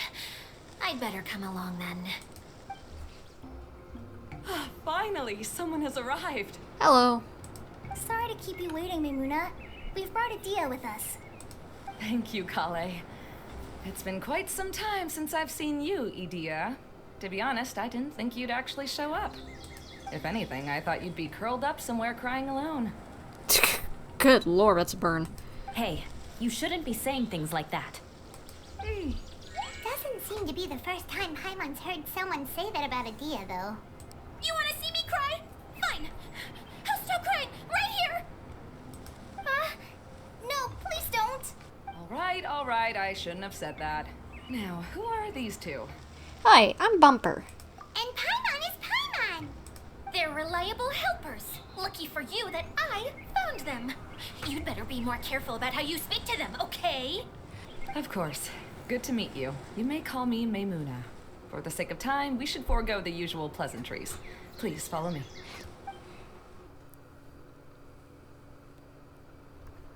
Wow! Look at that huge tent! Amazing, isn't it? I helped make it. What fun would a fairground be without a tent, right? Really? Paimon knew you couldn't be so pathetic. You just act modest all the time to hide your actual abilities. Huh? What? What is it, Collei? Sorry. I'm not sure if I should tell you. What? What's wrong? I'm afraid it might dampen the mood. Why? That's not important. Please, just speak your mind. Well, there are lots of vendor booths set up here, but there's no one running them. In fact, there's no one at this fair at all. It looks pretty deserted. The truth is, this used to be an exciting and bustling place. But just a few days ago, something happened, and it seemed like... Like, the world was suddenly flipped upside down? Yeah, we've been hearing that a lot. Like a lot. Yes, exactly. Something fell from the central hub into the tent and knocked down the crystal light that was hanging at the top. Oh, the crystal light. Mm-hmm. I remember a certain someone said that we should have beautiful lights to celebrate at a fair, and made us that crystal light. But once the light fell, the tent became a complete mess and the Hydro-Eidolons were trapped inside. Just when I was at my wit's end, a man from the Lawrence clan came and offered his assistance. Oh? Wait, he offered to help you? Yes, and he refused to listen to any of my warnings. He just walked straight into the tent, and then... Yes? And then? Yeah, don't leave us hanging here! What happened? And that's it. He became trapped inside along with the Hydro-Eidolons. Huh. I didn't realize that could happen. Yet another victim, I guess. Oh no! We have to do something! We can't just leave him there, Maymuna! I know, but the situation inside might be more difficult than you think. You should mentally prepare yourselves. Just talking about it is a waste of time. Since we're already here, let's go and scout out the situation ourselves. All right, this way, please. Oh, There used to be a large stage inside, but after everything got shaken up, it seems the very nature of the entire place was altered. The lamps and crystal light that were hanging above have all fallen down, which makes repairs near impossible. Wait, so you mean it's difficult to move around in there? Yes, mainly because of the lights. Do any of you have experience being on stage? Once the stage lights turn on, everyone's attention is focused on you. Yeah, I get that. I used to do dance class and having to do, like dance recitals, so I get that, but that's not really all that bad. I can't stand that feeling. Having everyone's attention focused solely on me would just make me feel terrible. Me too! I'm no good at speaking in front of people. And then to have everyone staring at you.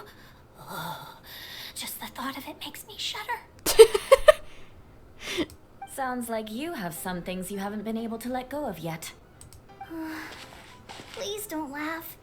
I'm trying my best to change that, but there are still some things I can't overcome. Like when there's a lot of people around, or when people are staring at me. It's funny, I have 0 stage fright, yet I feel that exactly. No, there's nothing funny about that. And you know what? It's not a bad thing to care when other people are looking. That's my opinion anyway. Think about it.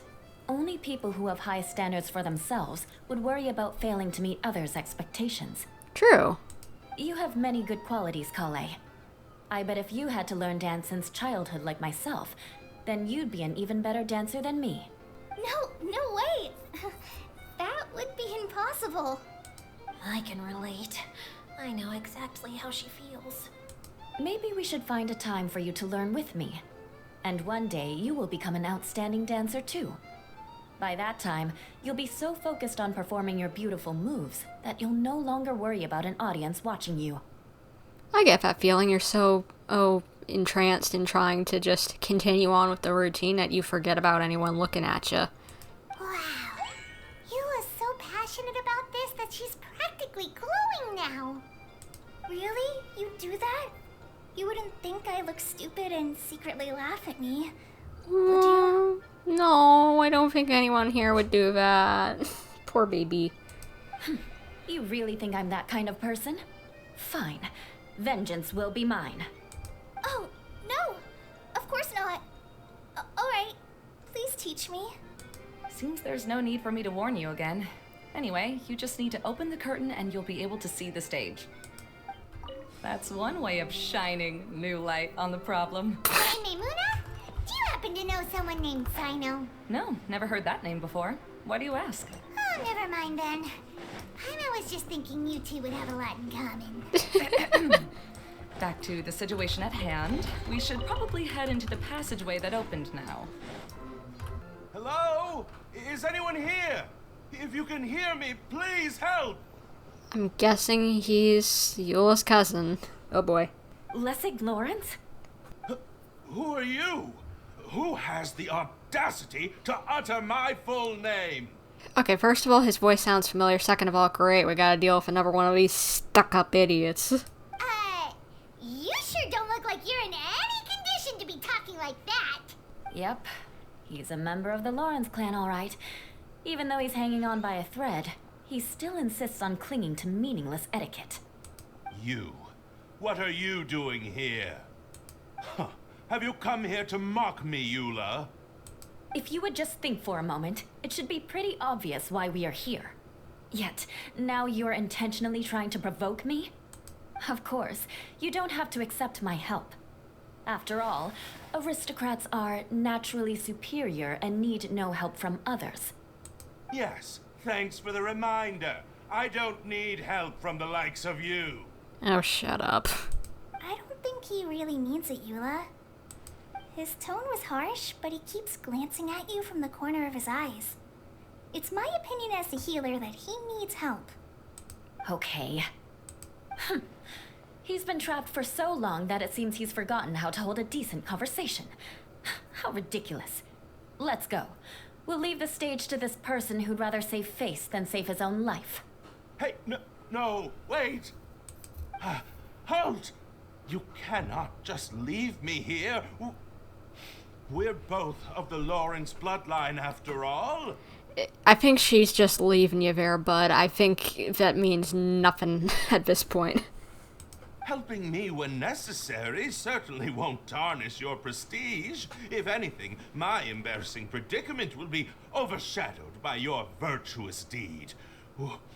We must uphold the prestige and dignity of the family. Did this dude really forget that he just is like, that she just like, has forgotten all about that and just decided, yep, forget about the family stuff. This is the best reason you could come up with? You think tacking on the word family will be enough to talk me into helping you? You should be ashamed for your careless actions. It's because of you that we all had to come here. Seems everyone in the Lawrence clan is this way. They'll do anything to save face. Even though Eula sounds harsh, we did come all the way here to save him. All right. Looks like it's time for the mascot to step in. Here you go. One for Eula, and one for Lessig. What? What is this? Candy? Thanks. Oh, the smell. It's just like the aroma I smelled coming from the lens. Wait, are the lenses made out of candy too? That, man, I'd be in heaven with like those giant things of candy. Good lord, I have such a sweet tooth. Yes, that's right. Enjoying something sweet always lightens the mood. Oh, thank you, Miss Mascot. I certainly do feel much better now. So he's willing to thank someone else, but not me. Yeah, that's a grudge if I ever heard one. Eula has been worrying about you the past few days and asked me several times regarding how to find you. But now that you two have been reunited, I won't have to keep answering her questions anymore. Oh, I'm so happy. Let me clarify one thing. I don't care what happens to him. If you're going to keep saying nonsense like this, then... Eula will never admit that she actually cares about him. Yeah, you're probably right. If you're going to keep saying nonsense like this, then at least give me another piece of candy. She's acting like a 5-year-old. Oh, sure. I still have more. Sorry. I admit my mistake. I know I've caused heaps of trouble for all of you. Why couldn't you have just said that earlier? I'm back. Oh? Have you already finished catching up?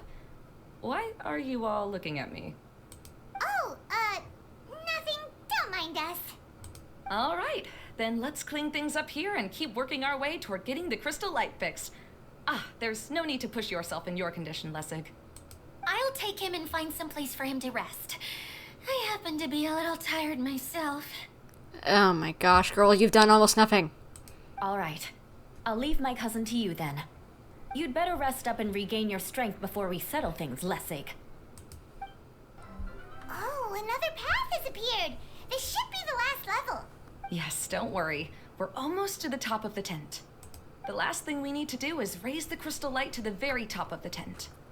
After the stage collapsed, I realized that having it raised only halfway makes it look a lot like the stage at the Grand Bazaar. Have any of you visited the Grand Bazaar before? Yep. No, I haven't. I have. I've gone there a few times with Master Tainari. The place is bustling with all kinds of vendors. And if you're lucky, you can see Nilu perform her dance. Oh, a dance from Sumeru? I'd like to see that myself. If only it were on the way back, then we could stop there. It doesn't matter if it's on the way or not. I would be happy to take you whenever you have time, Eula. Great. I'll take you up on that offer. We've been to the Grand Bazaar too. Raise my hand over here. Yeah. Now that Paimon thinks about it, we've already been there more times than Paimon can remember. Really? My father used to help with festivities at the Grand Bazaar and would always give me candy during the events. I was just a kid and didn't understand anything. I was happy as long as he gave me some candy. To me, fairs and festivals were the best things ever. I always thought my father was amazing and wanted to be just like him when I grew up. Aww. But aren't you a scholar in the academia, Maimuna? As far as I know, scholars seldom could spend time doing anything but research. I doubt you could have time to assist your father in preparing festivities. Yeah, seems you read me like a book. When I had the choice between becoming who I wanted to be and who my parents wanted me to be, I ended up choosing the latter. But I was never happy about it. Huh. That's almost the exact opposite of Eula's situation.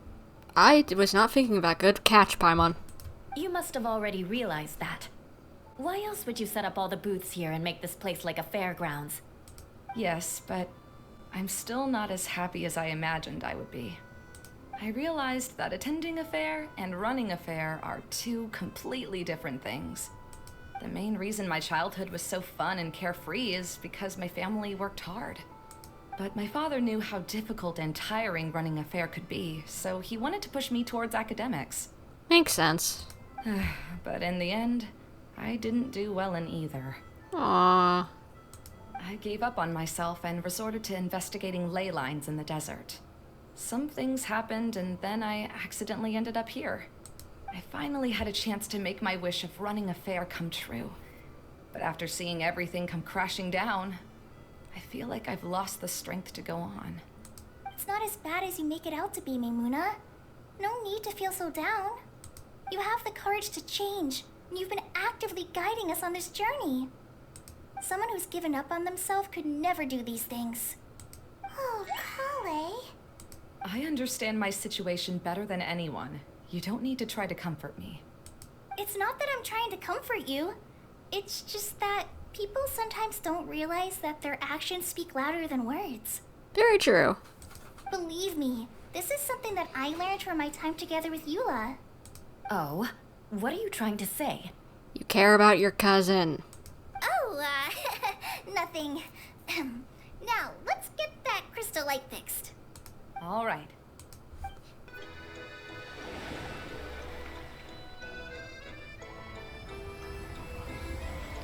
Oh, so pretty. I thought it didn't look very crystal, but now it does.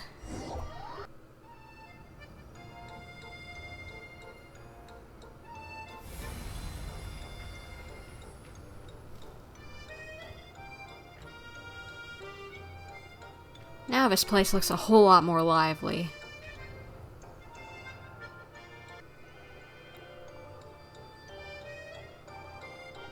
Hey, it's Ida! We're back! Oh, I was starting to wonder what was taking you so long. But don't worry, Lessig is recovering well. I'm pretty good at taking care of people. Seems I found another good thing about myself. I don't know if I should be worried for him or happy for her. The shadow. It's massive. Wait. The shadow just now. It's... What are you talking about? Seems he still might need a little more time to recover. Tell me, did everything go well for you all? He was fine before. Why is he acting insane at the moment? Of course. With a team like the Traveler, Paimon, Collei, and Eula, they're at least 40 times more reliable than you ever were. Good lord, this lady with the burns. Burning her first whenever she showed up, and now burning her again. Yeesh, your teammates, stop it. Only 40 times more reliable? That means I'm still pretty good then. I guess it's impossible to feel like you've lost once you've already given up. I'm a little concerned about how comfortable you are with that. Huh? What has happened? How did I get outside of the tent? Now he seems a little more lucid, I guess you could say. Ah, that's right. I remember meeting Eula, and then... my head. Oh, you're awake now. Don't worry, that's just a side effect of your treatment, Lessig. What'd you do to him? I'm afraid I still feel a little disoriented. I'm scared to ask what kind of treatment he's receiving. Lessig Lawrence. Oh, it's you, Eula. All right, I'll do it. I'll come back to Mondstadt with you and abandon my wild efforts to restore the Lawrence clan. Interesting. Now you want to talk. Seems like you've had a change of heart. In that case, maybe you'll be able to explain everything in detail for us now. I admit it, yes. I came here in hopes of finding a way to restore the Lawrence clan to its former glory. It was a long journey, and I didn't always know the way. I passed through Liyue and Sumeru. There was even a time when I lost my wallet and had to live in the wild. Good lord, this guy is going through some cockamamie, whatever you want to say, crazy schemes to try and get the Lawrence clan back up and running. Good lord. But the peculiar thing is, I realized that nobody knew me out there. Not a single person even cared about the Lawrence clan. You and I are like glass pawns that were raised in shackles. We were taught to act like nobles, but outside the walls of our home, the people of Mondstadt despised us. It took you that long to figure it out? Good lord. Grow some eyeballs. Such pompous, hateful, and stubborn teaching. It all culminated to making us cling to the old aristocratic dogma in an attempt to maintain our pride. It's like a never-ending game of tug-of-war, but it is meaningless. You understand. Or I should say, you have already long understood. But I'm afraid that I have only just realized this. Paimon sorta understands what Lessig is saying. I think I think I kinda understand as well. Paimon is always more so audience than what Traveler is thinking for some reason I've noticed recently. Everything he said is true. Your family is probably unaware that you've already changed how you see things. Yes, this has all happened recently. After coming to this domain, I realized the Mondstadt that I want is one where not everyone fears me. All that I and many other members of the Lawrence clan long for is a place where we can live peacefully with others. Lessig, both you and I never had anything to do with the glory of the Lawrence clan. That is all in the past. You're just ordinary people.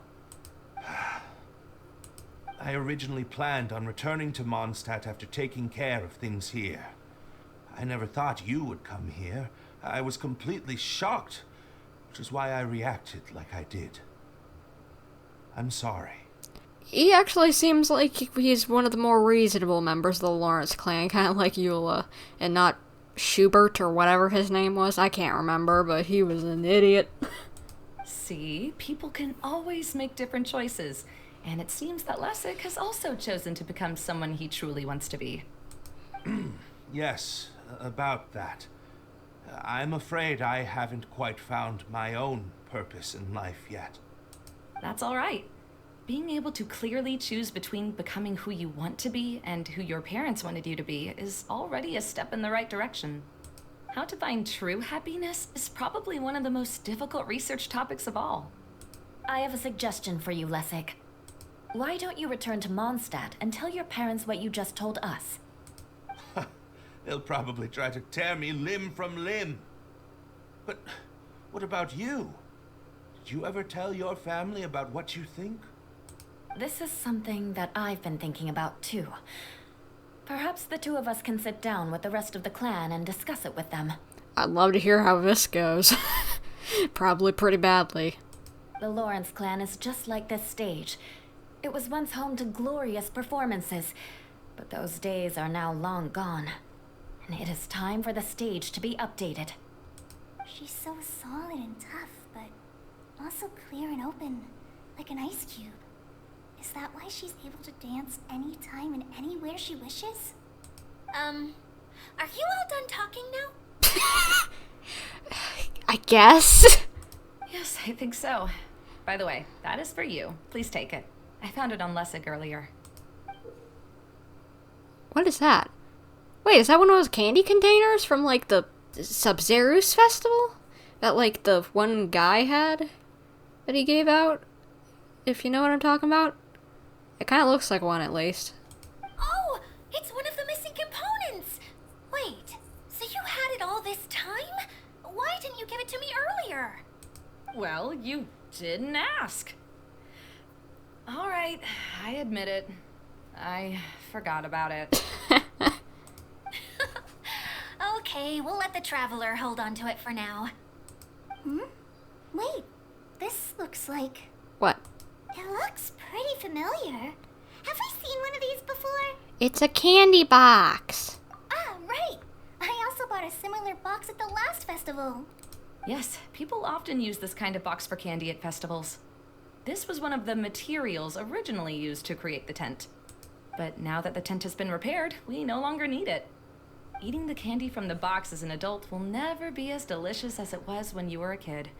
But if you really think about it, there are way more things you can eat as an adult. Ah, so when it comes down to it, eating candy is sort of like life. It's just another choice. So, as of now, we've already collected 3 of the missing components. Only 1 more to go. I'm sorry that repairing the tent took so much of everyone's time. You should all head back and have a rest. I'll lead the way. I love these. Stop pushing around that little mushroom boar, or you little bubble butts. Be nice to him. Object collision doing a boar a disservice. They're so cute. I love these little bubble butts. They're so cute. What are they actually called? Hydroidolin?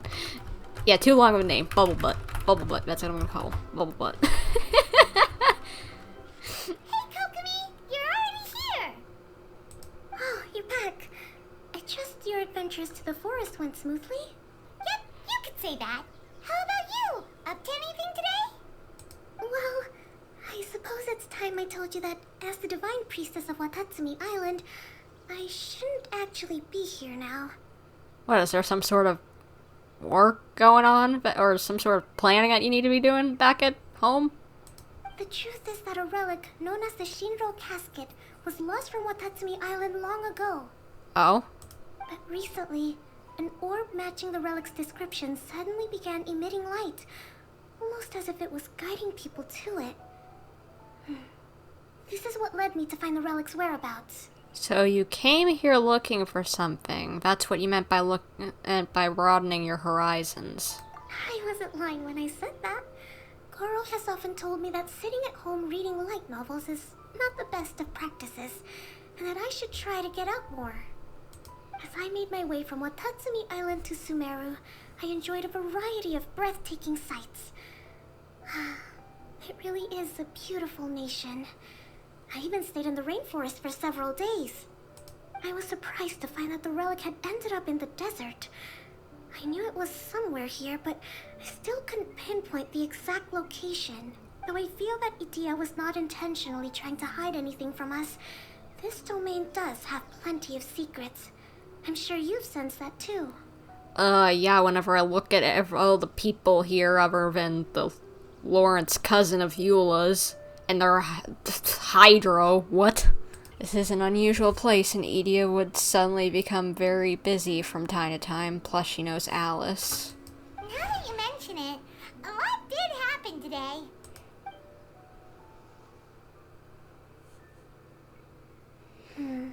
I see. When you found Lessig, did you also happen to find any clues related to this domain? I don't think so, at least. I'm afraid that he was caught up in his thoughts and didn't pay attention to his surroundings. Actually, before the world was flipped upside down, this domain didn't look anything like this. Wait, what? Hey everyone! Oh, I hope we're not interrupting your conversation. Yes, I think you did, and now I'm not gonna get lore for another chapter thanks to you. It's alright. You two did a lot today. Care to join me for a cup of tea? Sure! That would be perfect! Eula and I just made some snacks. Turns out Idia has a cooking stove and oven. Seriously, why didn't she mention it earlier? Oh, so did you make us some moon pies? No, I made something called storm crust pie. You should try one, traveler. Wait, isn't that her signature dish? And I made some pita pockets. You could try some, Kokomi. It should taste great with tea. Sorry, I should call you General. Oh, I would be happy to try some. By the way, Eula, how's your cousin doing now? Oh, him. You would never guess, but he's busy over by the oven now. What, are you baking cookies? I like cookies. Really? You do that? Oh, but that's too much. I can't. No, really, it's all right. We want to do everything we can for the domain. Yes, and to be completely fair, I'm the one who caused this terrible mess in the first place. I was wondering if it was you, you goober. Oh? What happened? Did Paimon miss something? Hello, you two. Lessig was just telling us what happened. Perhaps you should allow me to explain. I'm afraid it was I who caused all this trouble in the domain.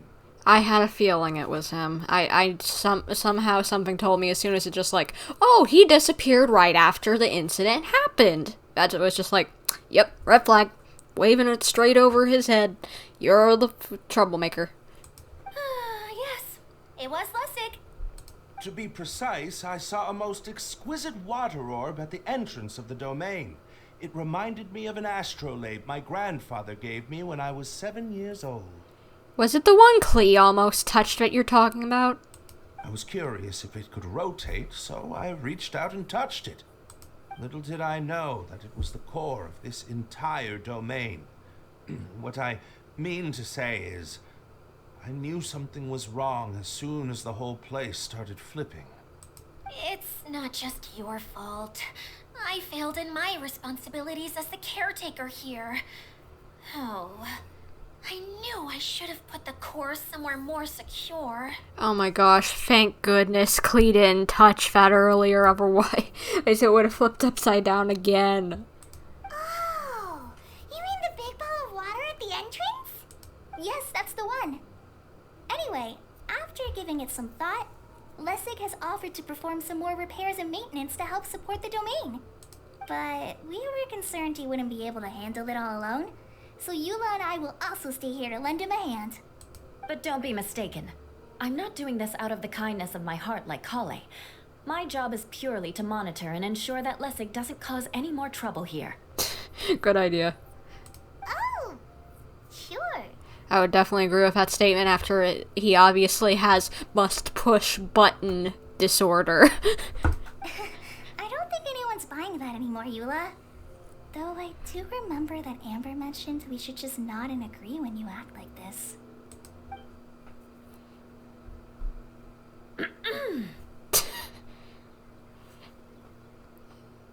Got a frog in your throat, Eula? Right. You better not slack off today, Lessig. No, I'll get right to work. Either way, Lessig is going to be in charge of making lunch for everyone today.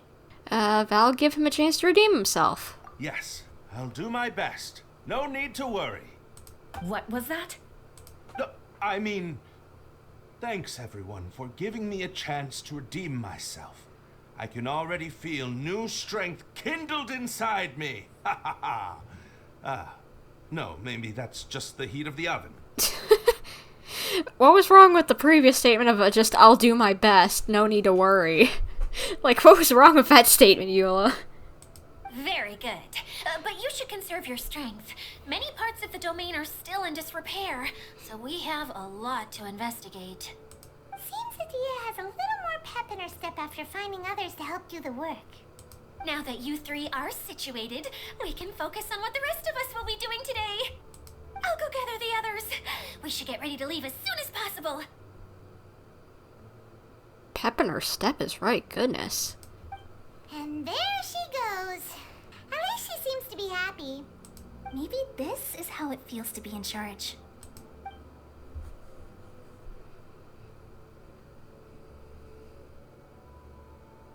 Guess it's okay, but... We're going to retrieve the last missing component.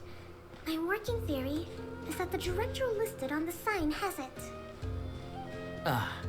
No details slips by our general. What's a director? The director is a kind of job. The one we're looking for is named Zosimos. Zosimos? Zosimos is responsible for managing everything that happens on the stage, similar to how Idia is responsible for managing the whole realm.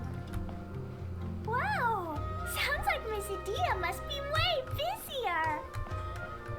You'd think so, wouldn't you? Care to comment on that at all, Idia? Maybe someone else can explain. I'm just enjoying taking it easy, as usual. The director doesn't get out much. He's almost always cooped up in his treehouse making props or writing scripts. But I'm trying to remember now. Where is that treehouse of his? Huh? You don't remember? Hey, don't forget! I'm just the mascot. Klee, I wish you wouldn't have given her the mascot role, because now she's using it as a reason to slack off. I believe it's that way. Oh yeah, big tree. Probably that. Though he might prefer to be alone, given he often has to move stage props, I suspect that he lives near the theater. And having a view of the entire stage would be useful when imagining a production's actual stage flow. So if I were him, I'd probably pick a treehouse over there. But how do you know which direction the theater is in? Simple. The overall layout and decorations look more exciting in that direction. Oh, good point! Why didn't I think of that? Where did that blasted automation mechanism go? The male actor standees are here, but where are the female ones? Who's that? Idea? Yes, Sosimos! 'Tis I, Idea! How's that for a dramatic entrance? This is a surprise. I was sure you'd be... Curled up in a fetal position, crying to yourself? Good lord, everyone said that to her. Wow, what a fascinating little creature. Did you just read my mind? No, we just heard it a lot. The name's Paimon? And no, Paimon's no mind reader. Just call it an educated guess. It seems everyone shares a similar opinion about you, Idea. I knew from the start that a managerial role wasn't for me. But I found my true calling now. As a mascot! Mascot? Is that a new role? I don't remember casting you for that. Okay, enough about me. I'm just here to introduce you to some new friends of mine. And that's why we came to see you. Well, do you have the component that fell out of the central hub? I do. However, I'm afraid the incident has caused many malfunctions with the stage mechanisms, and I can no longer put on any performances. So you're gonna want us to fix it before we take back the piece that we need. Let me guess, yep. And I just realized he's got like those ring lights that people like to use a lot nowadays. That's cool. Okay, so you're holding the component ransom till we help you fix the mechanisms, huh? No, till we fix the stage, surely. I'd have thought he wants us to make some more props, no? Given that some of the standees are missing. Or maybe the component is broken and we need to fix it. You're all forgetting that the majority of his work involves writing scripts. I'll wager that he wants us to edit them. Who started this guessing game anyway? Just let the man speak. What has gotten into you all? What sort of person do you take me for, The component is safe and sound. I can give it to you now if you'd like. Although I was hoping that maybe you might be willing to help rescue my show? Sure, why not? You're a big group.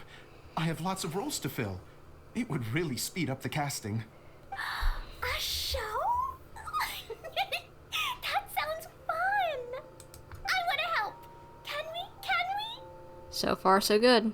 Also, truth be told, I've hit a bit of a roadblock in my script and was just thinking about how to move the story forward. And then you all showed up. Suddenly, I got my muse back. I don't know how to explain it, but something about seeing all of you finally helped me figure out how to continue my script. Huh? You mean that story you've been stuck on forever? Are you serious? You really think you can finish it now? Yes, really. Just give me a little time, and I'll write it all up. In the meantime, I'll leave things to you, Idea. Okay. Whoa. And he's off to write the script. Sosimos has always wanted to write an epic story about a thief and a mage. Apparently, he got the idea from some rumors that were swirling around, but he only got as far as writing the intro before writer's block set in. Why don't you all take some time for yourselves while I see what I can do? We'll reconvene after the director finishes his script. All right.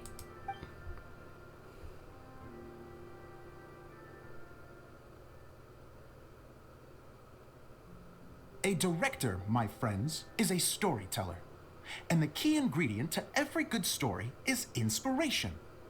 The moment I laid eyes on General Sangonomiya, inspiration hit me for a brand new character. The heroine was the missing piece of the puzzle. The rest of the story flowed naturally from there. and now it's finished. So please, take a look through your scripts, and we will tell this story together. So let me guess, Klee and Kaeya are going to be cast as the mage and the thief because they've got the outfits for this event. And that's their like, titles that they were given in this whole roleplay thing. That's cute! I like it.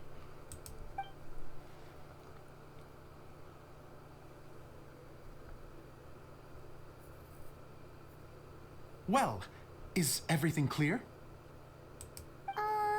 Director Zosimos, how do you pronounce this word? Let me see. Ah, that's sojourn. It means to stay for a while. This is a very cute moment, so let's make sure that comes through in the performance. Oh, wait. There's another word I don't know here. It's okay, Klee. We can go through your lines together a few more times after this meeting's over.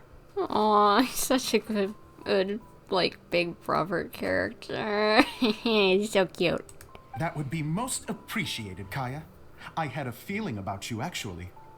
You seem to know a thing or two about character acting. Tell me, have you acted before? You're too kind. It's all in the script, really. It just rolls off the tongue. Oh, you think so? Well, you definitely have a knack for it. I've actually been looking out for someone with your talent. If I make it as a big-time director, then I can see us working together for the long term. Be sure to stay in touch, okay? You and I are gonna go places. What can I say? Sounds good to me. Kaeya, you have the job as, cavalry captain. I know you don't have much to do anymore other than listening in on conversations now that there's no horses left in Mondstadt, but my dude, you got a job still. Great. Fantastic. Now then, please go through your scripts one more time. But don't just read the words. Remember my notes, and really let the character inhabit you. I need to have a look at the stage, so I'll leave you to it. If you need me for anything, I'll be in the big theater right in the center of this area.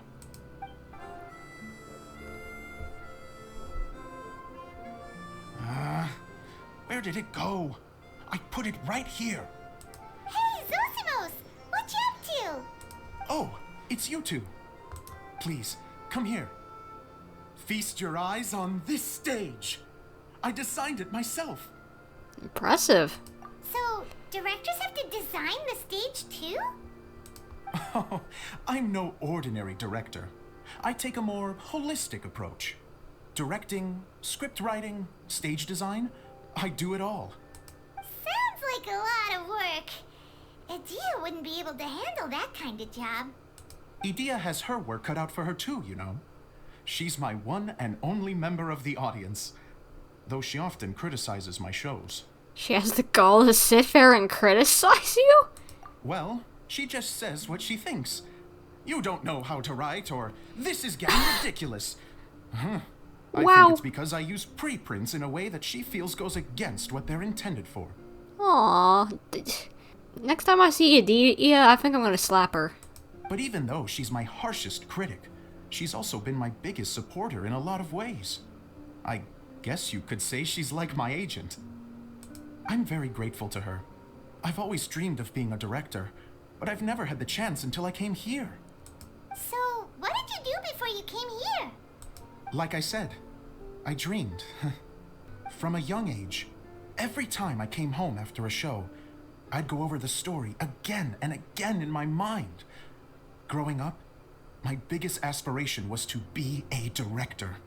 Unfortunately, I couldn't offer much beyond my practical skills, so I ended up spending most of my time as a prop designer and doing a bit of set design on the side. Don't get me wrong, I do love building the set, but nothing satisfies me more than putting on my very own show. No wonder you only wrote director on the sign. Exactly. You're not doing a great job of convincing me that you're not a mind reader. By the way, could I ask you for your help with something? I'm having trouble finding the master script, and I'll need it shortly. The one you only just finished writing? You lost it already? Yeah. After I handed everyone their copies, I held on to my master copy while I was checking on everything around the theater. I must have dropped it somewhere. Dude, how do you do that? That's really important. If it's not here, then it might be in the attic. These are the only 2 places I've been since I finished writing it. But, I still have some things to do to get the stage ready. Would you 2 mind having a look for me? Fine, you goober who lost the most important thing you could have lost, other than your wallet. No problem. We'll find it.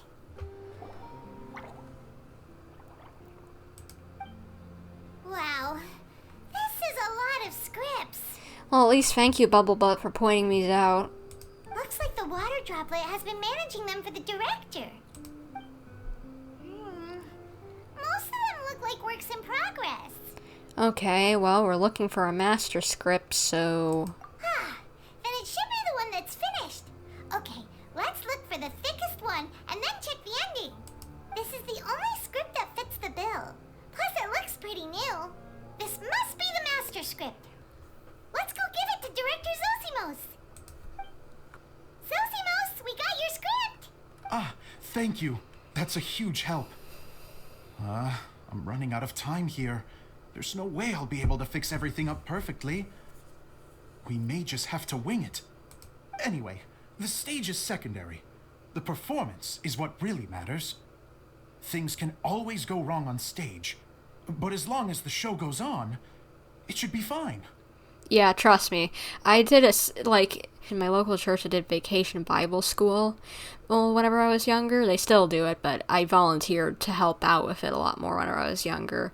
Like, to watch over the kids or do other certain things. And anyway, we did skits, and, I was part of the skits for a few of the later years that I helped out.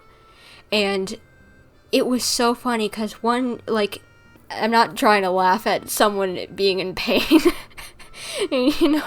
but this one, we're doing a thing where someone was running in, and the girl slipped on the floor and just fell on her butt, and me and the other character who were arguing, and she was running in, and she just yells at us, just like, "Look what you made me do!"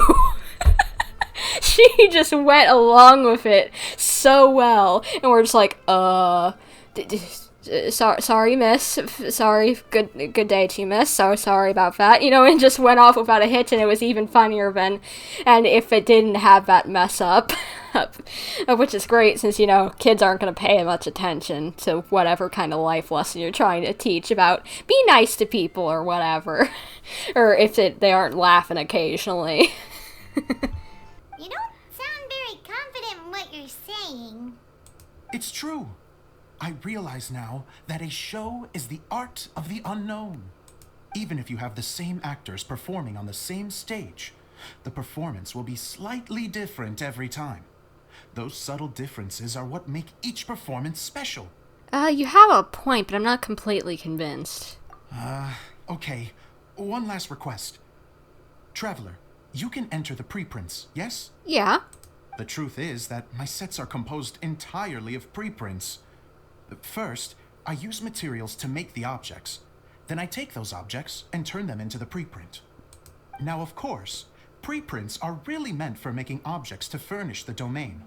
So using objects to create preprints is, strictly speaking, the reverse of what this is intended for. But Edea said that if this is what I really want to do, she's not going to stand in my way. So that's what you meant earlier. Okay, well, what do you need us to do? I'd like the Traveler to go into the preprint set and help move props around during the performance. So, I'm part of the backstage crew now. The reason is, You want to watch the show? Oh, Paimon gets it now. If you're busy directing, moving the props, and operating all the mechanisms, you never get the chance to watch the show. Yes, I know that I'm no master playwright, but still, even if it really is a half-baked script, with shoddy writing and moments of sheer ridiculousness, I'd still like to see it for myself. Just once. I get that. Trust me, I want to see my old performances. Recently I've wanted to see some of my old performances, whether it be my dance stuff or like the plays that I've been in. I'd need to grab the old VHSs and whatever, these DVDs out of the bookshelves or wherever they are. Hard to turn a guy down after a speech like that. We're more than happy to help. Thank you. Genuinely, I'm so grateful. I'll go and inform the others. Then, as soon as you're ready, the show can begin. Oh. Long, long ago, there was a great thief. He lived in a land where the light did not shine, where all suffered in the darkness. People call me? Sorry, Kaeya. Directly into the microphone, please. Otherwise your voice'll, you know. Okay. They call me the Dagger Bandit, but no one sees that I rob the rich and give to the poor. Here in the dark, evildoers run rampant in the shadows, while the good, honest folk stumble blindly on, just trying to find a way through. What am I supposed to be doing now? As the bandit brooded, suddenly the world was inexplicably changed as a single star appeared on the horizon and flew across the sky. Traveler. Light. A brief flash, yet enough to illuminate the world. If I can find the source of that light, I can shine it into the darkness, and the people will suffer in blindness no longer. Without a moment to spare, he set off to follow the star's course. All the while, the star kept moving through the sky.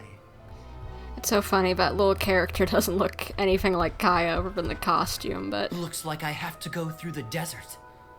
This could get dangerous.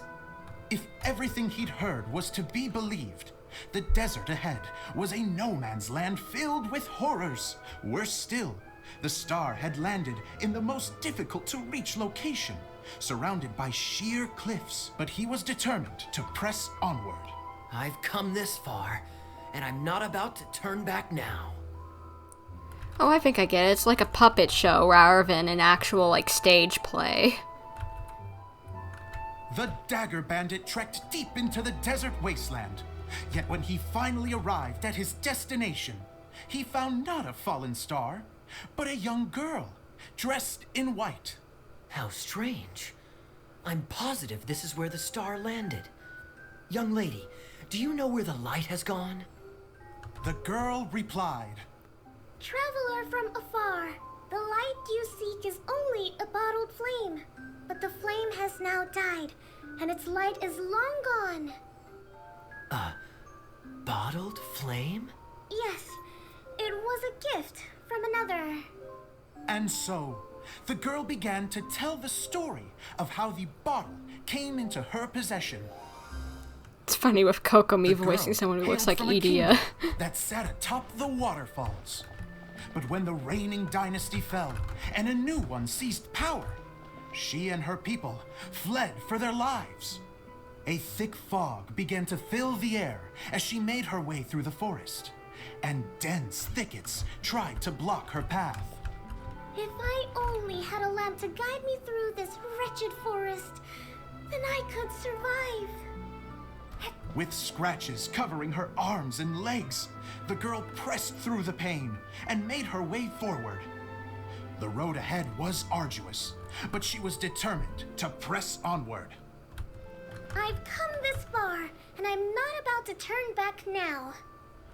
Her mention before of, like, fleeing from a land that was, like, corrupted or whatever, that made me think of Conria and also, what was it?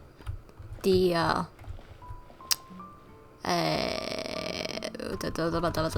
Oceanid.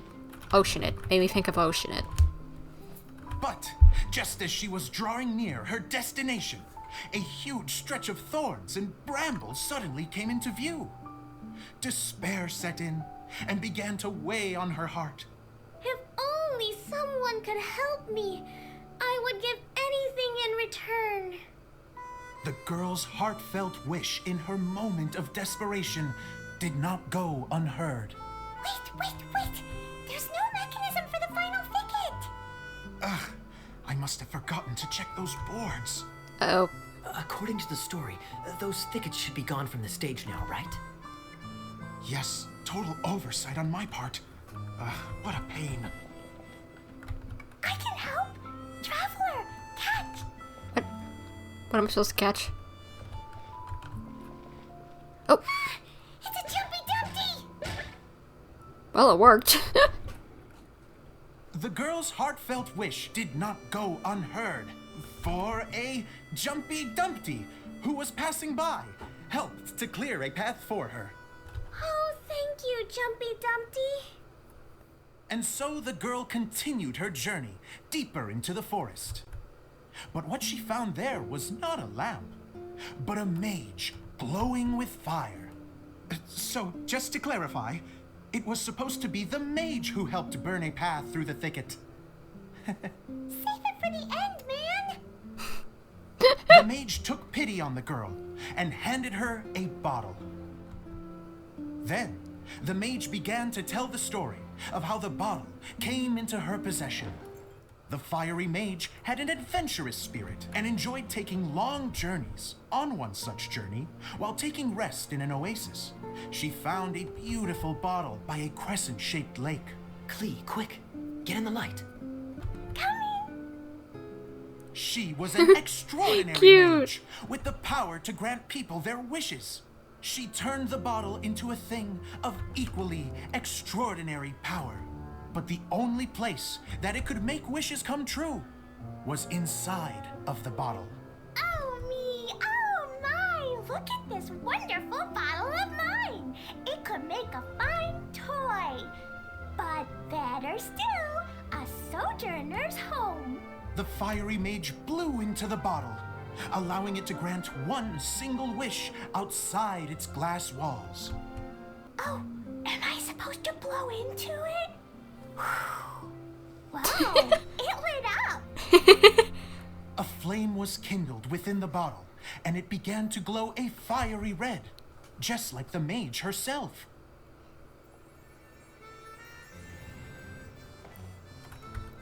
After the mage finished telling her story, she disappeared, leaving only the bottle behind. A magic bottle that can grant wishes. And I wish to leave this place and go somewhere where no one will ever find me again. And then, the bottle seemed to softly inquire. I don't know. The flame in the bottle faded as the girl's single wish was granted, and she found herself in the middle of the desert, far away, where no one could ever find her.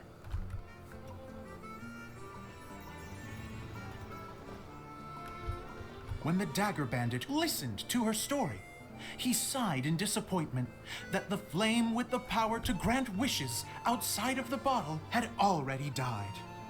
But this doesn't make sense. If it truly granted my wish, then nobody should have been able to find me here. Maybe they shouldn't.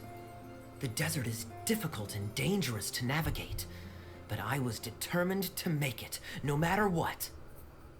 Then take this bottle with you for your trouble. It may be able to grant you your wish, though sadly, only within the confines of the bottle itself. All I wish for is light. Honoring the bandit's request, the girl wished for light inside the bottle, and sure enough, it lit up. They found that while the light was only generated within, it could nonetheless shine through the glass and reach anywhere in the outside world. Even though it doesn't burn as brilliantly as the light that shone before, this is still an extraordinary light. What will you do after I take the bottle? I don't know. Well, then maybe you should come back with me. With no reason to refuse, the girl accompanied the dagger bandit back to the land where the light did not shine. They brought light to that place, and the darkness was dispersed, and they lived happily ever after. Why does that sound like Kaeya and Conria?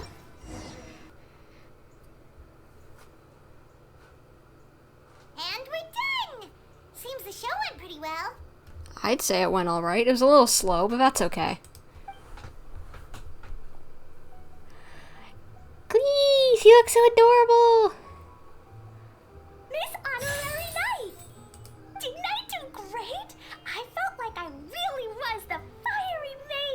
You already are. Wow, great costume, Klee. As soon as Paimon saw your shadow, she thought straight away, what a cute hat. Really suits you. Klee loves it. Thanks, Mr. Zosimos. Oh, wait, no, I mean, Mr. Director. Mr. Director? Huh. No one's ever called me that before. Thank you, my dear little mage. Thank you so much. Oh, I'm so happy. Miss Adia said that she tailored it a little bit so it would fit me, but you were the one who designed and made it. You're amazing. Yeah, that's amazing. And it sounds like Adia did a great job too. She made that whole outfit for Klee. Either you gotta call him for fashion, or you want to do something for this precious little munchkin. It was nothing really. Just one of those, oh no, whatever shall I wear to the ball moments. Sewing comes in handy at times like that. Sewing is an art in its own right. You're more talented than you give yourself credit for, Adia. Really? Oh, I'm just gonna go for a second. Please, chat amongst yourselves. She's so cute when blushing. She gets embarrassed so easily. She really can't handle being in the spotlight. Idia's a sensitive person and doesn't have a whole lot of self-confidence. I hope all the excitement hasn't brought her to tears. Oh, I'm a little worried. I've just noticed that literally their eyes glow so bright that it casts light onto their skin. Don't worry. I'll go make sure she's okay. I'll see you all later. See you, Kokomi. So, what did you all think of the play? Any thoughts? Huh? Uh-oh. Time to get serious. Now, are you sure you want to hear what we really think? I think it was a little slow, but otherwise it was good. Oh, absolutely. I had the courage to ask, didn't I? So, don't mince your words. Go ahead. Speak your mind. I can take it. Okay, since he's asking for it. Okay, Paimon will go first. So, the dialogue at the beginning was pretty good, but it ran out of steam as the story went on. Paimon could tell that you ran out of inspiration somewhere along the way. The characters were honestly a little bit ridiculous. Paimon didn't get what you were trying to do. The moment anyone started to show any kind of substance, suddenly the scene was over. Exactly. Yes, all very good points, Paimon. I would add that in its attempt to pay tribute to the series 1,000 Nights, all semblance of a coherent was sacrificed. Plus, I do have to penalize you for the issues with the props. Wow, she's a theater connoisseur. Miss Adia, what are you doing back here? And how did Kokomi not see you on the way back? Oh, you know, I return like the tide when people start discussing something important. Huh. Especially when it has to do with criticizing my show. Mm-hmm. But there was one thing I liked about it. Just one, mind you. The story had a good ending. He is even harsher than Paimon. You think so? I thought I was letting him off lightly. Adia, could I borrow you for a moment? Oh, sure. Excuse me for a moment. Back to you, Paimon. Keep up the good criticism. It's not like it's a tag team. Okay, in that case, Paimon did have one other complaint. Let's hear it. Taking criticism on the chin is all part of being a director. The ending was all wrong. The girl's motives were clear and simple the whole way through. It was kind of jarring when all she had to say was, I don't know. And doesn't anyone else find it weird how her whole community was on the run, but she was only looking out for herself the whole time? You okay, Zosimos, after all this criticism? I'm fine. I'm not going to improve without feedback. I also learned a lot this time with the chance to be off stage. To be honest, it was a dream come true. What a great attitude. You don't seem upset at all by our comments. I wouldn't say I'm completely unaffected, but you're only speaking the truth. They're all very valid points. Still, now that Paimon thinks about it, you did finish the script in a bit of a rush. Maybe we were being a little too hard on you. Yeah, finishing a script in the day is quite a bit rushed, so yeah, very ambitious. That's perfectly fine. Nothing is as important to me as my work on the stage. We all use our imaginations when we're kids, right? I used to play with dolls and my own cardboard cutouts by the light of an oil lamp. The shadows would come to life and dance on the walls. I never got tired of it. Fast forward to now, and in many ways, I'm still that same little kid, lying on his bed, making sound effects. And I get the same joy from running a show now as I did in my little bedroom theater. Aww. Of course, a director can accomplish nothing without a cast and crew. So on that note, I want you to all know that I am eternally grateful to each and every one of you. By the way, where's Kaeya? Hey, don't mention it. We had a blast. Okay, here, take this. Your component, as promised. Oil lamp, cool. It's the bottle from the show.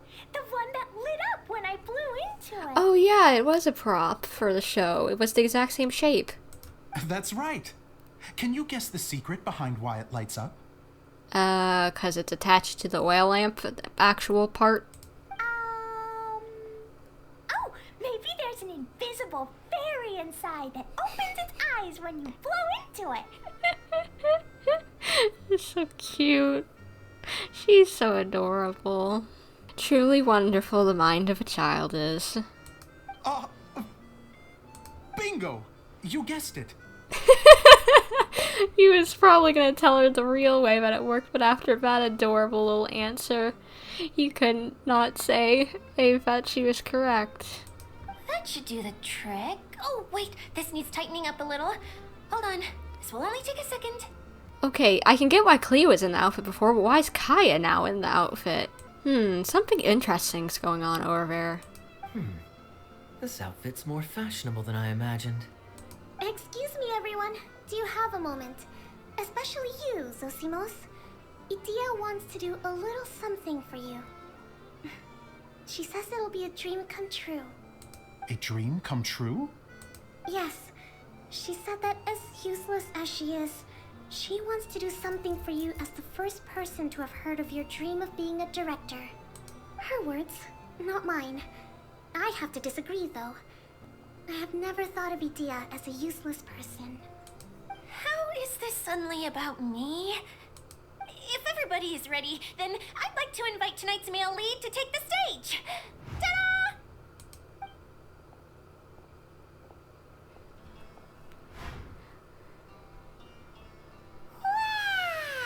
Our boy looks fabulous. Cool! Kaeya's turned into the real Dagger Bandit.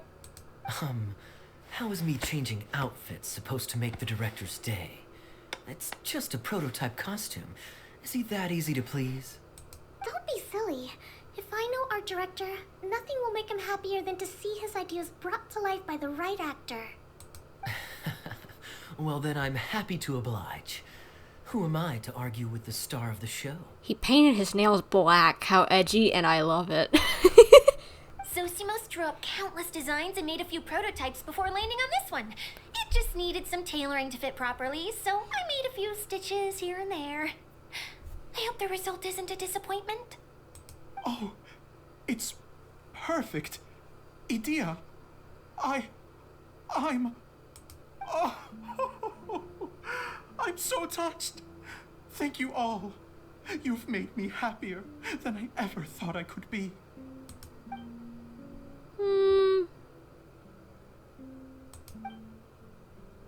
How are you doing? Recovered? Oh, I'm good. Thank you again, Idia. Oh, please, don't mention it. Well, now that we have the final component, it's time to say goodbye for now. Let's head to the core of the Veluriyam Mirage and get this place fixed up. Can I keep wearing my costume? I don't think anyone will mind, sweetheart. You look adorable. No one would detest that costume. Please do, by all means. Both of you can keep your costumes. It seems only fair. Yay! Kaeya, keep wearing yours too. It looks amazing. Yes, please do. I agree with that statement. I love that outfit. It looks so good. I agree with our mage. I'm sure it's not every day you get to play such an unforgettable character. Sure. I think I can be a bandit for a little longer. Bye-bye, Mr. Director. Take care, my dear friends. Oh, Eula and Collei! You got back before us! Yes. Idea had the water droplet send us a message just as the show was coming to an end, so we came back here to wait for you. How is Lessig doing? He finished all the maintenance work, but it took a lot out of him. He's now fast asleep in his room. Oh, I feel a little guilty. Consider it his atonement. It's only fair that he had to do something constructive before being able to sleep soundly. Seriously, don't waste your concern on him. Eula. If you say so. Okay, without further ado, let's go and fix the domain. Isn't this where we first met Water Droplet? Correct. The core of the Veluriyam Mirage is the largest streaming projector of all, and this domain is one gigantic preprint. Whoa, so everything we've seen is created by this? That's incredible. So, to fix it, same process as usual, right? Do we need to use the preprint? I'd imagine. Exactly. Well done. You catch on quick. It's hard to forget after doing it so many times now. Let's get going. This is the final step. Yay! Suddenly Paimon's really excited. We did it! But why isn't it turning? The components are back in the core, and the hub is restored to its proper shape again. That's all we needed to do. Like any wound, it just needs time to heal. It'll probably just start turning again one day in the middle of the night when no one's looking. I guess it kind of makes sense. Really? I thought that with your special abilities, you could get it turning again right away. What? Huh? All of us are dying to see it. Not just how the domain looks when it's fixed, but also Idea. In her element. Fixing things? What do you mean? I want to see Idea using her magic powers too. I bet they're super awesome. What are you guys talking about? And how is Klee in on this, but Paimon isn't? I feel the same, but I guess I'm gonna go along with it and say, haven't you noticed Paimon? They're referring to our mascot's true form. Wait, does this have to do with her being like a hydro being of some kind? Because I've looked at her with elemental sight and all the other people, and they're all made out of hydro. As I've said all along, there's much more to Idea than she gives herself credit for. She has a very special power. Though, I think some of us have sensed that already. Did you notice right away, General? I only found out when I was chatting with Eula. So our general was the first to notice. It seems like she's more perceptive than she lets on. I'd say the same about you, Kaeya. What the? All of you know? I mean, I wasn't trying to hide anything from you, I promise. Okay, so what's your secret? I get that you're a hydro being, but what does that mean? It's just, for people who stumble upon this place by accident, I think my current form is more approachable than my true one. I don't want people to get scared when they see me. Scared when they see you? Are you like a bigger version of the Hydro Eidolons? Like a big mama version? I'll just go along with it again. Aha, I wondered. What? What is it? And whatever it is, how the heck does everyone know about it? Thank you, Paimon. Paimon is me. Paimon is me. What's going on? Well, for one thing, I sensed elemental energy in the residents here, but none of them have visions. Correct. I sensed that. I saw that as well with my elemental sight. Then my mind started to wander as I was reading a storybook, and suddenly, I had a thought. Since Hydro Eidolons can change into any form, why not human form? So she's a Hydro Eidolon? You hit the nail on the head. Alright, in that case, please allow me to introduce myself once more.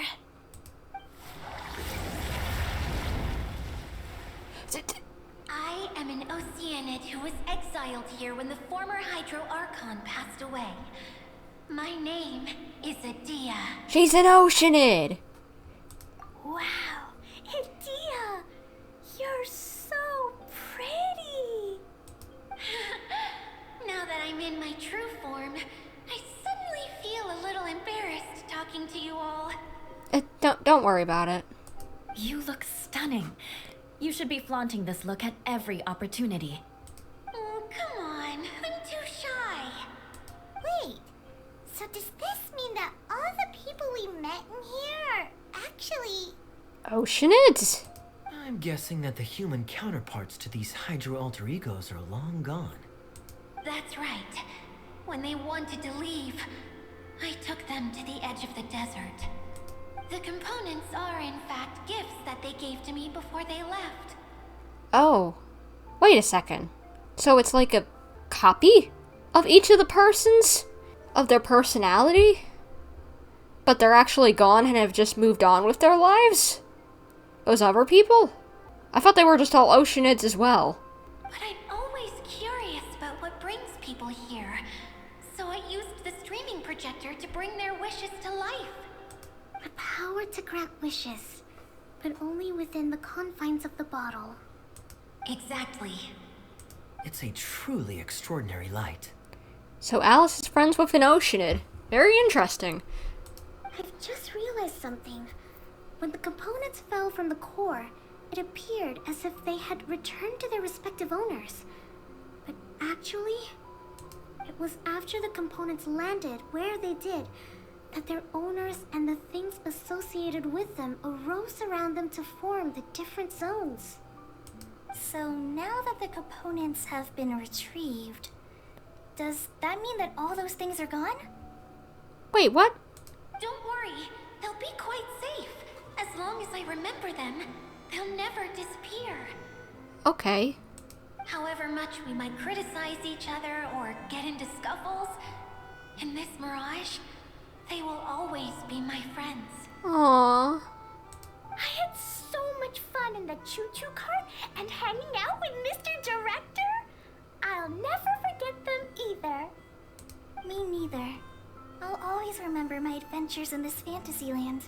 So is that why all their hair were blue and they all had, like, those blue glowy eyes? Because they were just, like, something that she created to remember people who had visited here by? Does that mean there's going to be some of those of all of us who have come here? Like Collei and Kaeya and Klee and Kokomi and Eula and Traveler and Paimon? Is there going to be copies of us as well in here once we leave? Very good. But it's probably time I set this wheel in motion. This one's all yours, Adia, our magical mascot. Please work!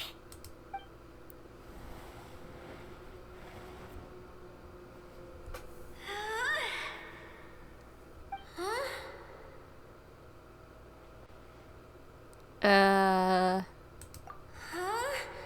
That's strange. Nothing happened. Has it lost some power because of the incident? Oh, crumbs.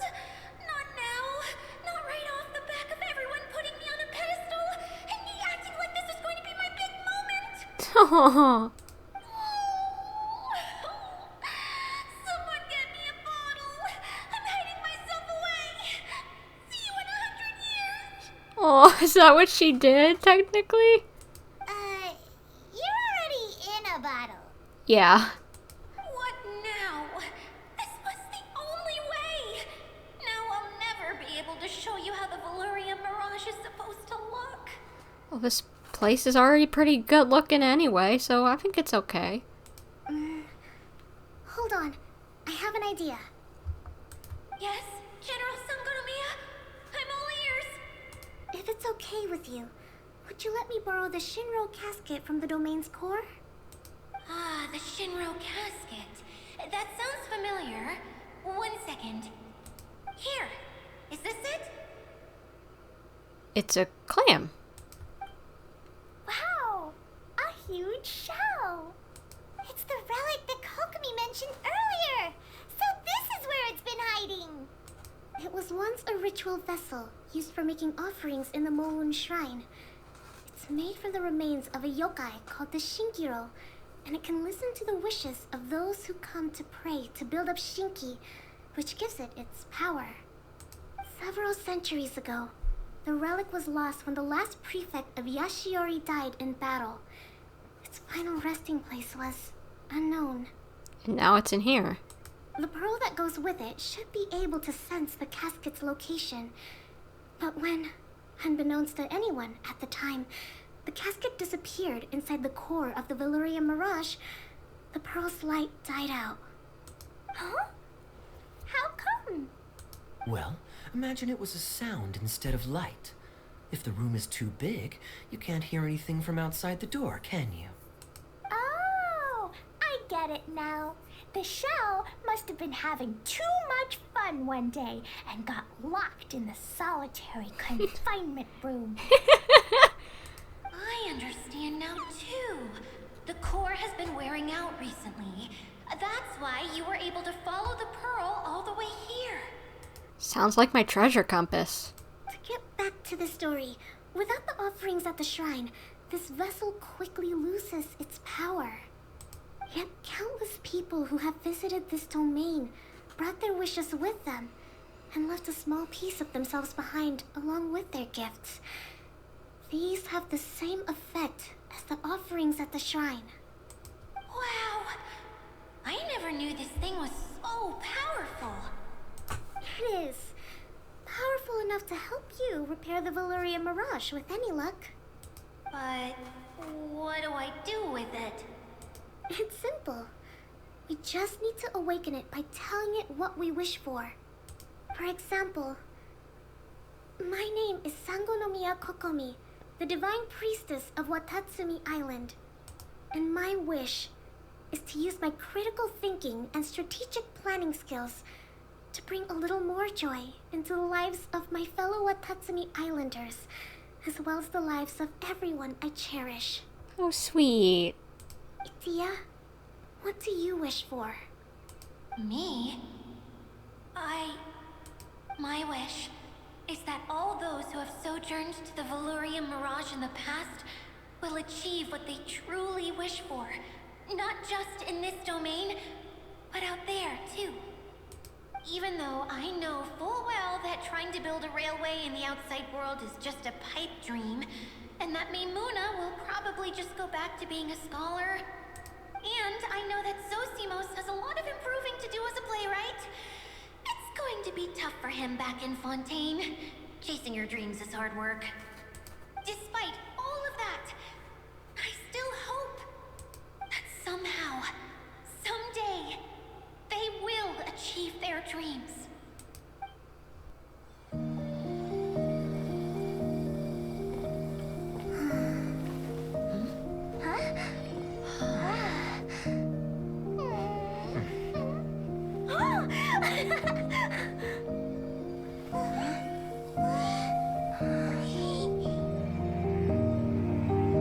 Okay, the combined power of our hopes and dreams is at your disposal.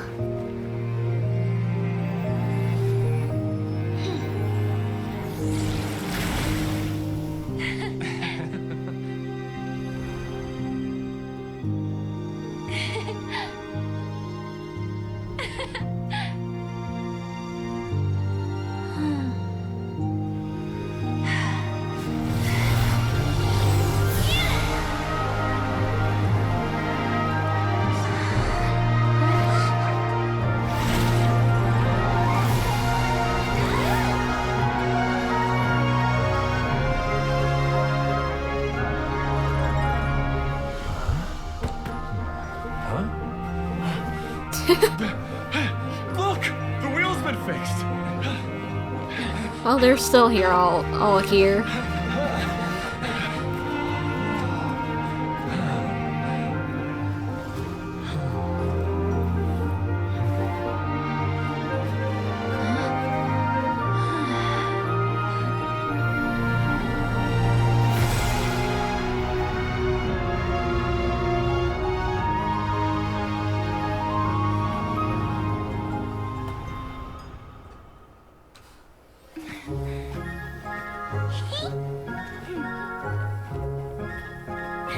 Come on, hurry!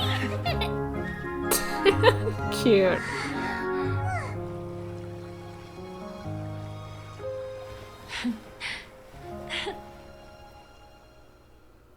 Yay, Dia, you're back to normal. Well, the normal that we know. You alright? Everyone's praise and curious questions went to my head. I said so many things I'm so ashamed of, and I lost the courage to live on. Please don't say that. Yours was a noble wish. Yeah, and you weren't granting wishes for yourself. You did it for other people. I have friends like that too. Other people's hopes and dreams are what motivate them. They'll work tirelessly just to see them smile. Yeah. If you ask me, that's one of the most noble things a person can aspire to. Exactly. It's what I do. Please, no more praise. I'm really not comfortable with it. It makes me feel so ashamed. Nothing to be ashamed of. Someone like me doesn't deserve so many people's praise. It's like I'm dreaming. Well, at least the domain is fixed now, and all the components are back in place. What? What's the matter, Klee? I suddenly have loads and loads of more wishes. I want to ride the choo-choo cart again and look down from up on top of the big wheel. Is there a way to get up on top of the wheel, India? There is a way, but there's only space for a very few people. That's okay. I can go up by myself. But it'd be more fun with Miss Honorary Knight. Aw. I shall not leave your side, my lady. Are we sure about this? It's so high. I'm a little nervous about it myself too, but I guess we gotta do it. What happens if we fall off? I thought you could fly. Well, yeah, but Paimon's just worried for you. Aw. Don't worry, I'll be there to make sure no one falls off. I haven't been up there in a long time myself. That's kind of sad. They should make it that these things are replayable. Wow, so high! I can see everything! India, next time you need to bring Kaeya and the others up here. Sure thing.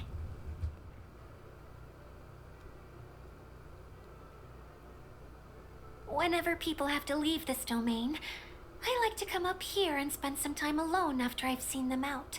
Aw. They're always overjoyed when they first arrive and start bringing their imaginations to life. But once they realize that they can't take anything home with them, they get upset. Some of them can't bear to leave. Others regret ever setting foot in this place. Do you ever get sad, India? I feel lonely at times, but not sad. A lot of people destroy everything they created before leaving, but some don't, like the residents you met. People would destroy all the stuff that they made before they left? Yeesh. Before they left, they asked me to make replicas of themselves using hydro-eidolons. Then they tasked these replicas with maintaining everything they built here, as if this was their way of keeping their dreams alive. Aww. That's so cute. That's beautiful. Yeah, I don't know how they're faring in the outside world, but just the thought that one day they might achieve their dreams and live on the outside just as their counterparts do in here, that's enough to make me happy. It feels like I'm here waiting for them in the future, where they've achieved everything they wanted. You're so nice, Idia. Really? I just think that every dream, every wish is like a flame in a bottle. Whether someone is still working towards their dream or living it already, as long as whenever they think back to that spark of light within them, it still makes them smile fondly. That's all it takes. Well, I feel super happy right now. Then I guess I finally paid Alice back after all these years. Funny to think I've been in the middle of a desert this whole time. It's just a giant muddy swamp to me. That makes sense since you're a hydro being now that I think about it, because as as sand kind of does turn a bit muddy whenever you get a bunch of water in it. Time for Paimon to give you a nickname! Mud Fairy! Watch out for Idea the Mud Fairy! Not very nice, Paimon. How dare you mock me? Roar! I'll gobble you up in one mouthful! I'm still embarrassed to have shown you my uglier side, but I'm glad the Veluriyam Mirage is up and running again. This place is going to be bustling with activity again soon enough. I hope you'll take some time to enjoy yourselves. Well, we still have some dreams to attend to. Yep, I want to get everyone together for one last ride on the choo-choo cart.